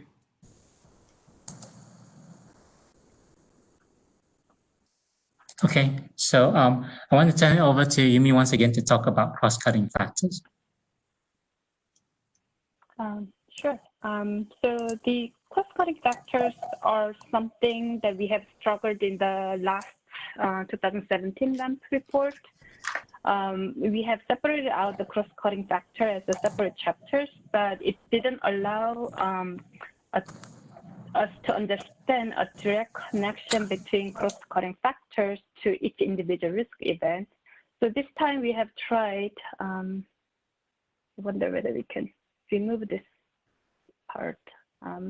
This time we have tried to model cross-cutting factors directly in each of the risk bowtie, either by affecting as a factor for affecting the likelihood of risk event on the left-hand side of the bowtie, and also affecting or affecting the consequence of the risk event, or both. I will show you an example of, the list of the cross-cutting factors in here that we included in our quantification described in more detail in our chapter 21 of LAMP report. We have included 8 cross-cutting factors starting from climate change, cyber attack, and through skilled and qualified workforce. And each of them were assessed individually for each of our 12 LAMP risks and assessed whether it impacts the likelihood of that particular risk event or whether it impacts the consequence of a risk event or both. And we try to model them within the bowtie as much as possible to represent how that actually impacts the risk as much as possible. So I think probably it's easier to explain many different ways of we modeled 8 cross-cutting factors in our bowtie using an example. So this is a bowtie that's included in our LAMP report of the failure of distribution overhead asset risk. On the left-hand side of the bowtie, it shows the list of the drivers that lead to the failure of the distributed overhead event, risk event. And on the right-hand side, there are a list of outcomes that have different consequence distributions associated with each outcome. And let me go through individual example of how we included cross-cutting factors in quantification of this bowtie. So first of all, this escalating frequency, how we call it, is used in the nature and natural hazard driver. What this means is that there are multiple sub-drivers that we included in the natural hazard driver. In this as a sub-drivers, we had a projection of the climate change impact on the frequency of this natural hazard event happening, so that it would impact the frequency of this risk event going forward that we calculated from the historical rate of the event. And so in order to account for the changing frequency over time in the future period, we came up with the climate change multipliers for each of the sub-drivers in how much it's going to impact the frequency going forward to incorporate the climate change impact in this bow tie. The other way that we have incorporated cross-cutting factor is in these three examples here. CC, we mean the cross-cutting factor to show that these are the cross-cutting factors more visibly. RIM is the record and information management cross-cutting factors, good and qualified to workforce cross-cutting factor and physical attack cross-cutting factor. In order to account for that, we looked at the historical event data because this is really frequent event that's happening very often. So from the historical data, we looked at how many of these risk events are associated with RIM risk driver or skilled and qualified workforce driver or physical attack driver, and then basically took out those as a separate driver and say, in this case, we had on average 27 events in the historical period per year related to the physical attack as a driver. Skilled and qualified workforce is 15 average number of events per year in the historical period, and then RIM as well. And these were what we called in our RAMP report that this is extracted from existing, meaning that from existing historical events, we looked at how many of them were associated with each cross-cutting factor. The other way that we have modeled was as a consequence multiplier. So an example for this one is the record and information management. It is also a driver for the event. There are events that's driven by incorrect records or unavailability of the records. However, there were also, we were accounting for the impact of the RIM as a consequence multiplier so that to account for the fact that when the risk event happens, if the record is in a poor condition, there are costs associated with the records. And so we added the RIM consequence multiplier to the financial consequence of each of the risk events. The other way that we also modeled was an outcome here. So this is the outcome associated with the IT asset failure. So for the IT asset failure, what was agreed between IT asset failure team as well as the distribution.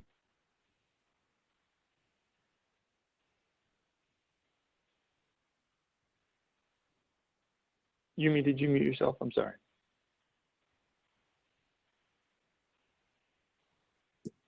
Yumi, we can't hear you. We can't hear you, Yumi. We haven't heard you.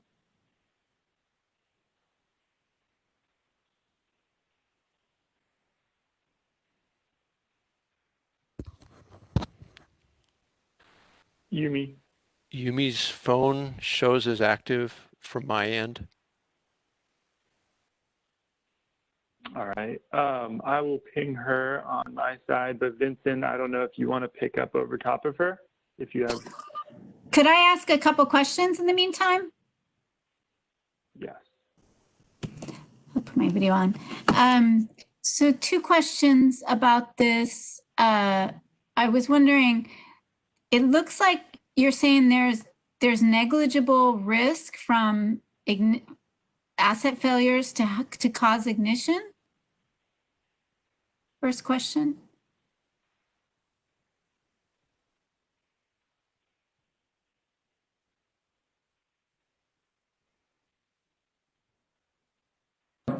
Sorry, I heard you. Yeah, there we go. Sorry, I was on mute. But Wendy, where did you reach that conclusion? I'm looking at the asset failure associated with ignition, right? And then on the outcome side, and you have like a dash for the core, the percent frequency is 1.8% and a dash for percent risk. So I'm wondering if those dashes mean that they're negligible for a risk of ignition? So this is because the ignitions actually captured, and we've separated out the ignitions. Correct me if I'm wrong, Yumi, but we've separated out the ignition events into, and we put them into the wildfire bow tie. So it's not negligible. It's just captured. It's just not showing up here because you're not really looking at it here. Okay, okay. My other question has to do on the driver's side, and it's been a concern I've had, and I wonder the other drivers that are significant, significant frequencies of 7,348, are those other a majority unknown drivers, or are they known, or is there a chance that some of them are vegetation, some of them are equipment failure, and you just don't know? Because I don't really see unknown here. So I'm just trying to understand when you lump things into other. That one, I don't want to overspeak, so probably that one you want to ask the distribution. When we do the next presentation, it's probably best answered there as to what goes into each of these driver categories. That's fine. I just want to mention that what I have had a concern about is if you do have a large majority of frequencies of an asset, risk that are not captured in, some area, some specific driver somehow, whether they're unknown or whether they're other. I just wonder if PG&E has looked into really trying to understand those better and how that could impact your risk analysis, particularly if some of those really do fit into these other categories. Yeah, it's one of the things that we realized that the data quality, we could use room for improvement in some of the areas in terms of the data quality.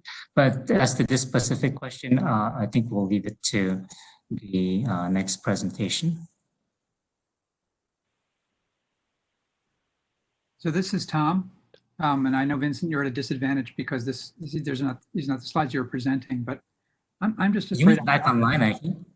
Oh, okay. I'm afraid I just do not understand this slide, and there's a lot going on here, and the word multiplier keeps being used, and I don't see what you're referring to as the multiplier.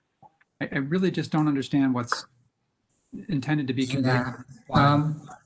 So basically, for example, when we talk about the consequence multiplier, right? So for example, when we saw back in further slides, we saw an example how we had a mitigation, and basically how we modeled that was as a reduction in the outcomes using a 10% effectiveness factor. So when we say as a consequence multiplier for RIM, basically it's doing the same kind of situation where you take the RIM, for example, is basically going to increase the severity of those simulation trials. So that's what we mean by a consequence multiplier.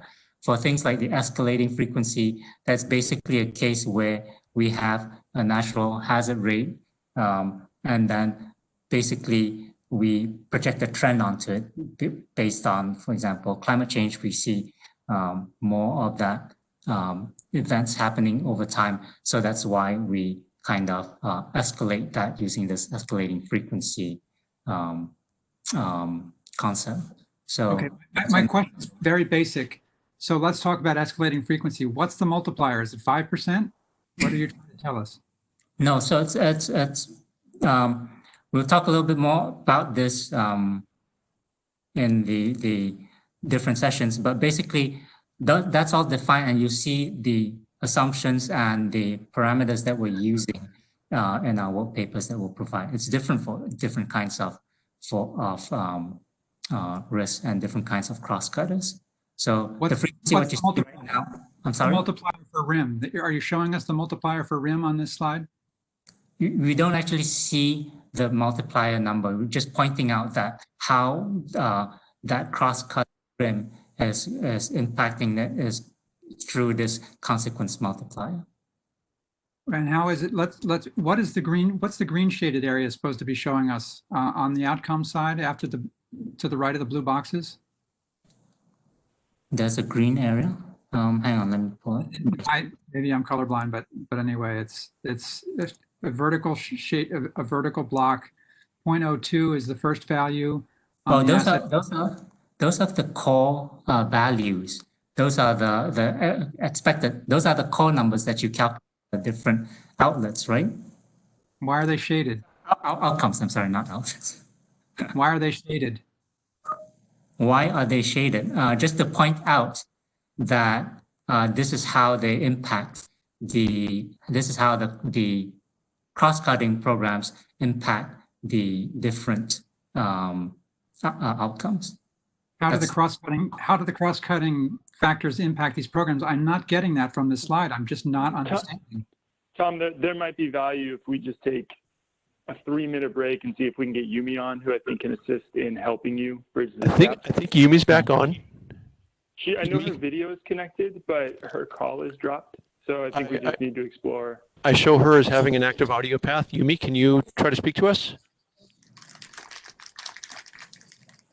Okay, she's looks like she's trying to access via AirPod, in which case she might want to check her Bluetooth connection to her device.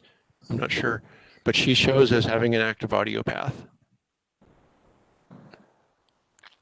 Okay, so Tom, I hear your questions. I do think Yumi will assist in answering them. So if being 12:56 now, I don't think we're too far from closing this out. Why don't we take 3 minutes, come back at 1 o'clock. Hopefully we have Yumi on and we can help you a little bit more. Tom, is that acceptable? Sounds good. All right, great. We'll take a break till 1 o'clock. Thank you.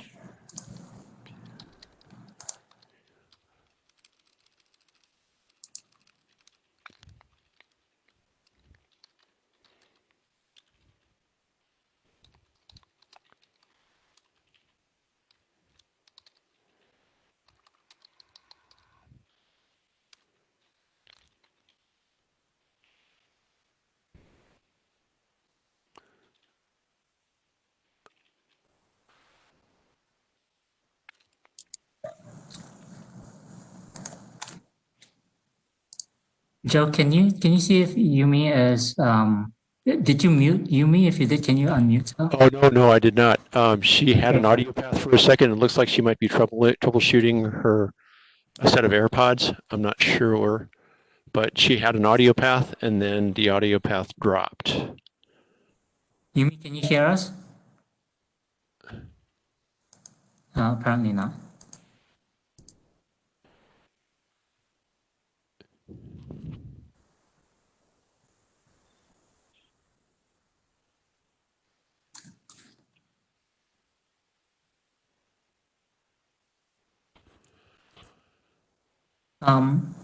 Joe, Yumi wants you to unlock the meeting. Is it not? The challenge that I'm facing with that is that we're past the scheduled end of the meeting, and one of the things that you lose the ability to do is unlock. It might be wiser for us to try to troubleshoot. She has a network path via the computer that she's using to present from, but it doesn't have an audio path enabled.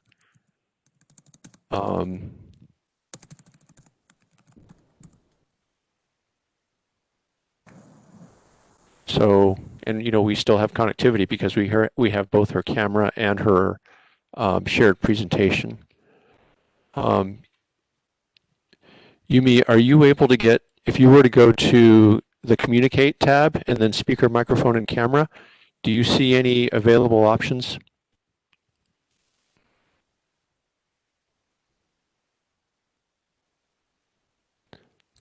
I relayed that message.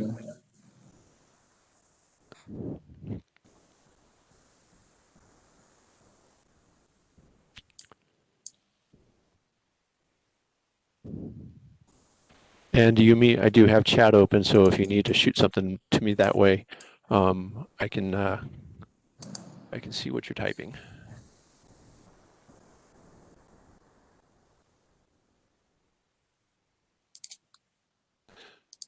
No pressure.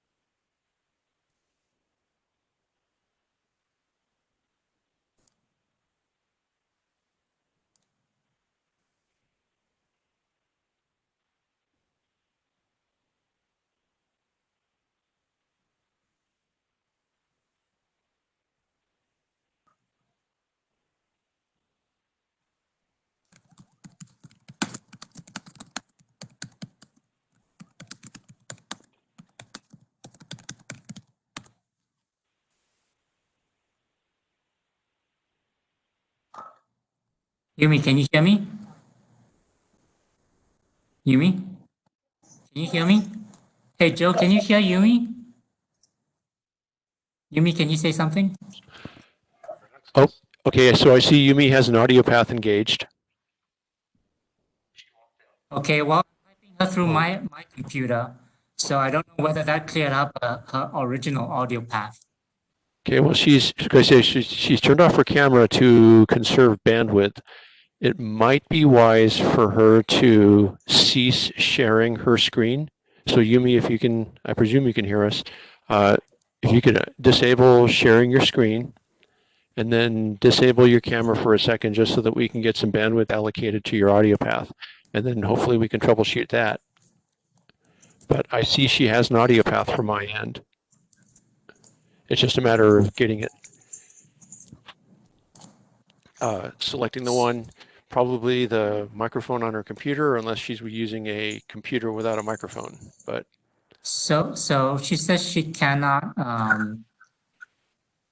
turn off her bandwidth. no, just no. Is she able to stop sharing her screen?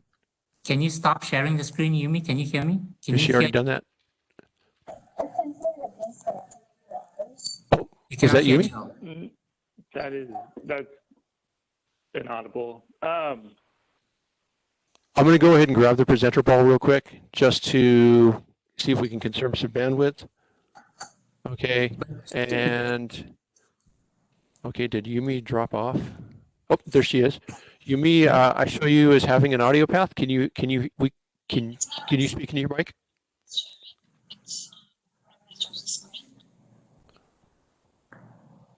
Yumi, can you hear Joe? Joe, can you say something? Hey, Yumi. Present it. Oh, okay. So she can't hear me. I'm sorry, Joe. She cannot hear you. She cannot hear anybody except me. But Joe, can you hear Yumi? Maybe we can make this a one-way communication, and I can relate questions to her. I'm hearing something. I don't know if it's her, but as I said, I see an audio path on her profile, which is confusing. That she cannot hear you.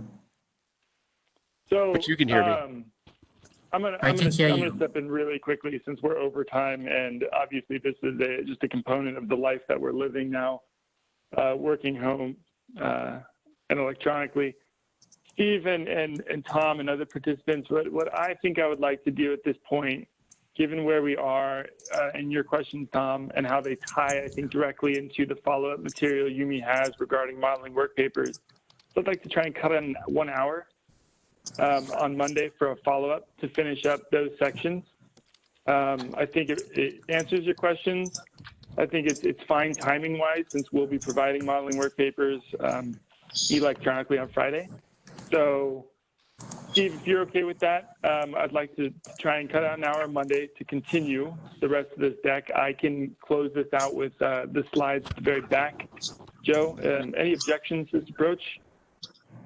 Yeah, this is Steve here. I'm okay with this, but this will all depend on our IT guys, Joe's or someone else's availability to support this. And this is Tom. This is Tom. I would like us to segue to a conversation about next steps, and particularly the idea of what would be happening on a July 30th workshop. That was a date that was scheduled without consultation with us, but I think can work. But we'd like to be involved at least in that conversation about what's being addressed in that workshop and talk about future workshops. Yeah, Tom, that's absolutely our approach. It is a proposed agenda. It's not a set in stone without hearing from what people want. I think what I and the team tried to do is propose something that worked to put forward the kind of the critical themes. So Joe, if you wouldn't mind scrolling down for me, there's a slide called Post-Filing Workshop number 2. And so our intent here for participants on the line is to have a follow-up workshop after we have provided the supporting documentation, the modeling work papers, which we intend on doing this Friday. So people have time to review that. What we want to do is we want to put the highest ranked risks up in front as a panel. So the risk owners, not just the risk managers, but the risk owners and the risk teams have an opportunity to speak to their risks and answer questions. And so, Tom, we're open to feedback on changing this. This seems to be for an opening workshop, kind of the right time frame in my mind. But if we need to sub one out for something else, we can do that. We can listen to what people have to say and what interests are. So, Turn's suggestion would be that I think the key people at Turn can make the July 30th workshop. It's not great for us, but we'll make it work. We have to miss another important internal meeting. Appreciate that. But the thing that we think would be a good idea, since so many questions that today and in the past have come up related to the wildfire risk, we think it would be a good idea to focus the next workshop on that risk and do a really deep dive on the wildfire risk, where you integrate what you're trying to show us in the modeling work papers, so that we have a real good idea from the ground up how you've modeled that risk, and then we can also focus on what everyone I think is viewing, and including PG&E, as the most important risk. We have a later workshop to address other risks, and then beyond that, we would like to have an opportunity for interveners, non-PG&E parties at some point to present their perspectives on this. On PG&E's report. This would all happen all before SED does its report. So this is Steve Hayne here. I also want to jump in on PG&E's proposed schedule for the due date for the SED evaluation report. First, one correction: it's no longer SED. It's going to be SPD. The risk assessment section's home is now in the Safety Policy Division. So that's one correction. Second, the question I have is, where did PG&E get the guidance on October 19th as the due date for the SED or SPD evaluation report?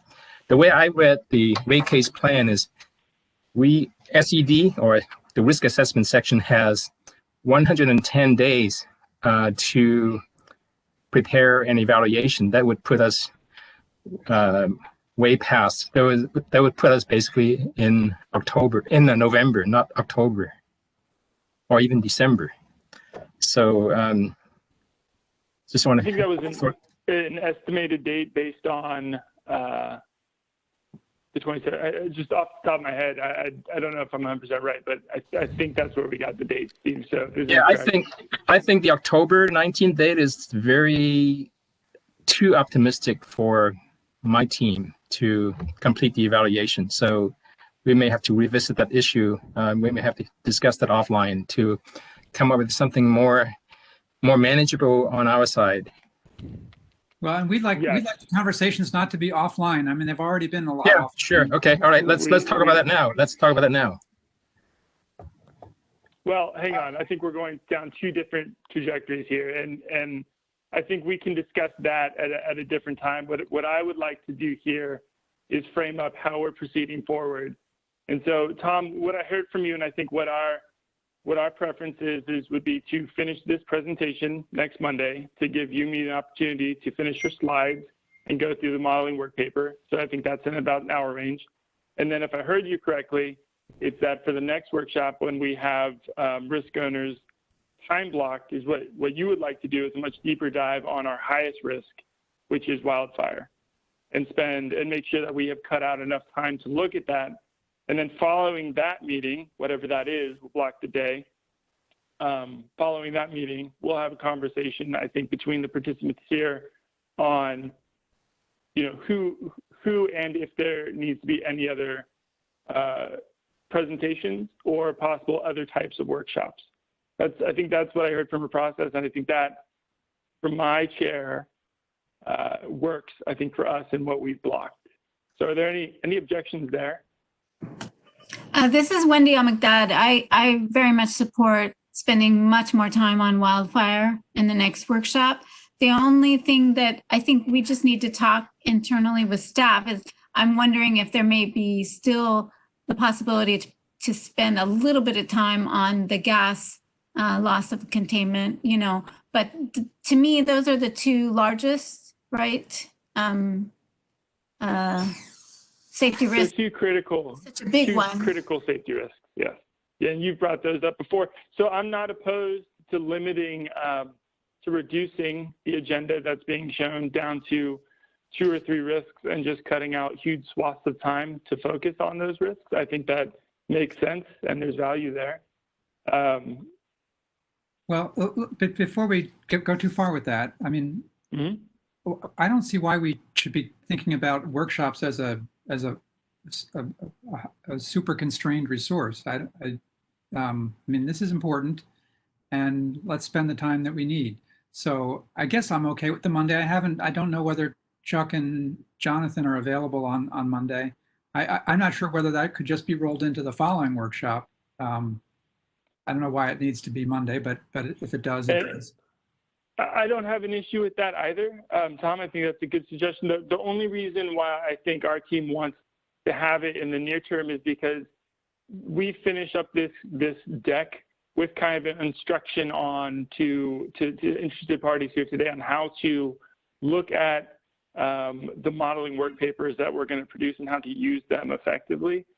So, we just felt like that was a good opportunity for maybe people who aren't as familiar or ingrained in the details, or, I know Dr. Feinstein has a ton of experience, but it is good, I think, to get that message out earlier rather than later, which is why I was hoping to finish this up next week, just following our production of the electronic work papers.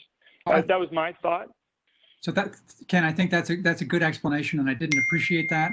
Certainly, we would like some guidance on how the work papers work and being shown how to work through them. So I think that happening sooner rather than later would be a good thing. And Chuck, I'm looking at you. Are you available on Monday? Yeah, he's thumbs up. Okay. So that sounds like a good thing.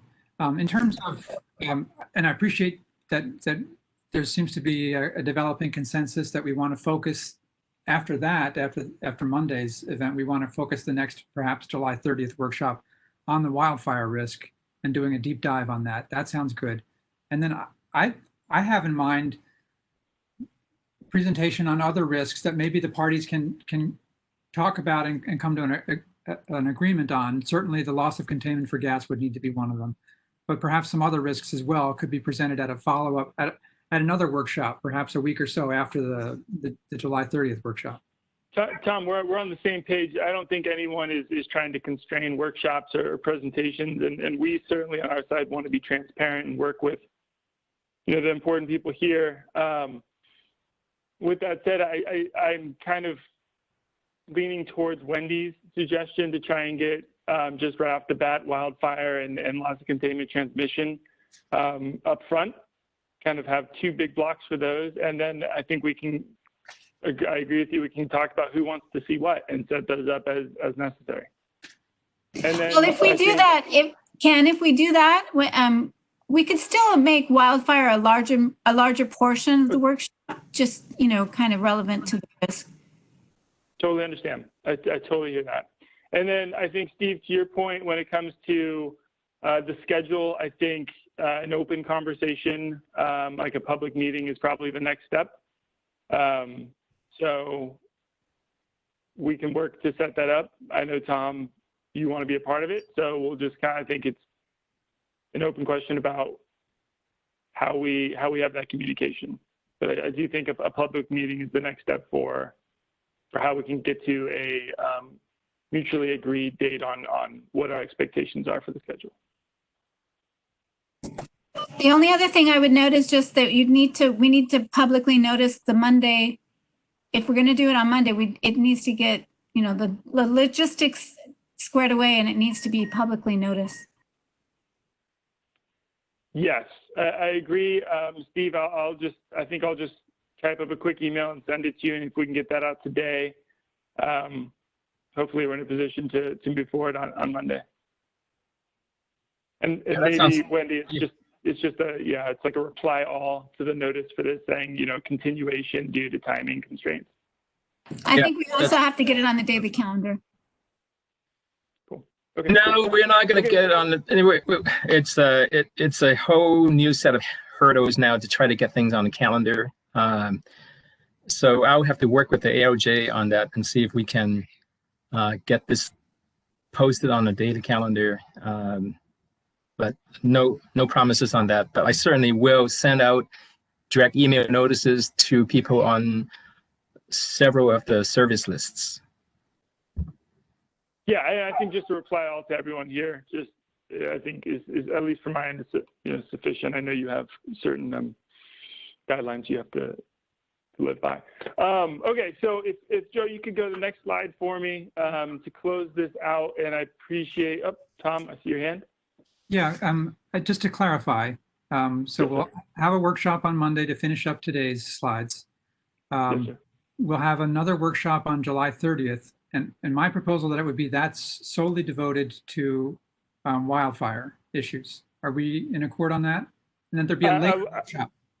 I think I'm leaning towards Wendy's suggestion of dedicating most of that time to wildfire, but I would like, given feedback, the transmission, loss of containment transmission pipeline to be there as well. And if it's less time, that's fine, but I think it represents what I've heard today. I think it's fair. Well, Turn's proposal would be that we just focus on the next workshop on wildfire and give that ample time. And then we do the loss of containment and other issues at a follow-on workshop. Yeah, I wasn't really thinking about a follow-on workshop. So if we were going to do one soon after, I think it's fine to focus on wildfire. So I would only say if we could do one soon after. I have booked, and obviously this is just scheduling administrative, but I have the directors locked up for that day. I think it's much easier to get both of those risks on that one day. And Tom, I hear you. I just feel like there is some efficiency here to do both those risks on the 30th, and making sure that we do have time for the deep dive on wildfire is the forefront of my mind. So then are we talking about a full day workshop? I think, from what I heard is that we would block the day, we would focus on wildfire and transmission. Okay, I'm just going to be clear that is not our preference, that we should spend the day, and whatever time we need on wildfire, and that, because there's going to need to be another workshop anyway to deal with other risks that the parties agree on. So why not put the gas reliability one off to that? Okay, I hear you, Tom.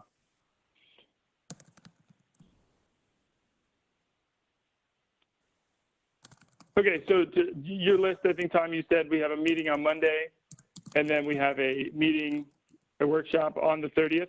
That agenda, I think, will be clarified here very shortly. And then the other item would be, I think, to make sure we have a public meeting regarding the schedule. And so we'll have to set that up.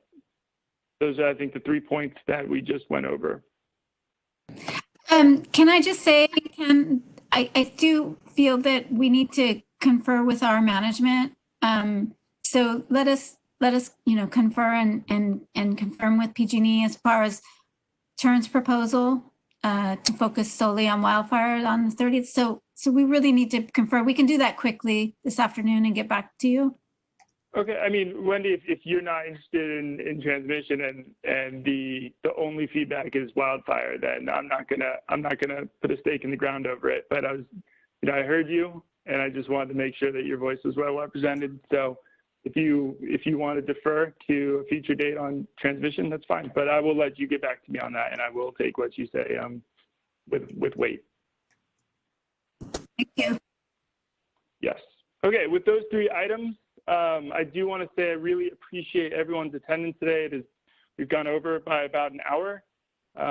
Thank you for all the participation. I think we heard a lot of good comments, a lot of things to think about as we move forward, especially with the OIR on the horizon. The email on this slide, ramp2020pmt@pgne.com. If you have any questions, please use that. It's the project management team email address. We will see it and we will respond appropriately. And also for any logistic questions, please send them to me directly as Stephen Haynes, steven.haine@cpuc.com. If those questions don't directly relate to things that I can answer, I will certainly ping Ken Arno to get an appropriate answer and get back to you. Perfect. I appreciate that, Steve. So with that said, I'll pause for any closing comments from anyone. Just that it would be helpful to circulate discussions about scheduling and et cetera that are happening, that they not be just between PG&E and commission staff, but that they be broader discussions that include the service lists. Completely agree, Tom. Thank you. Okay. Thank you, everybody, for attending. We will talk to you soon, potentially. Everyone have a great day. Thank you. Stay safe. Thank you. Goodbye.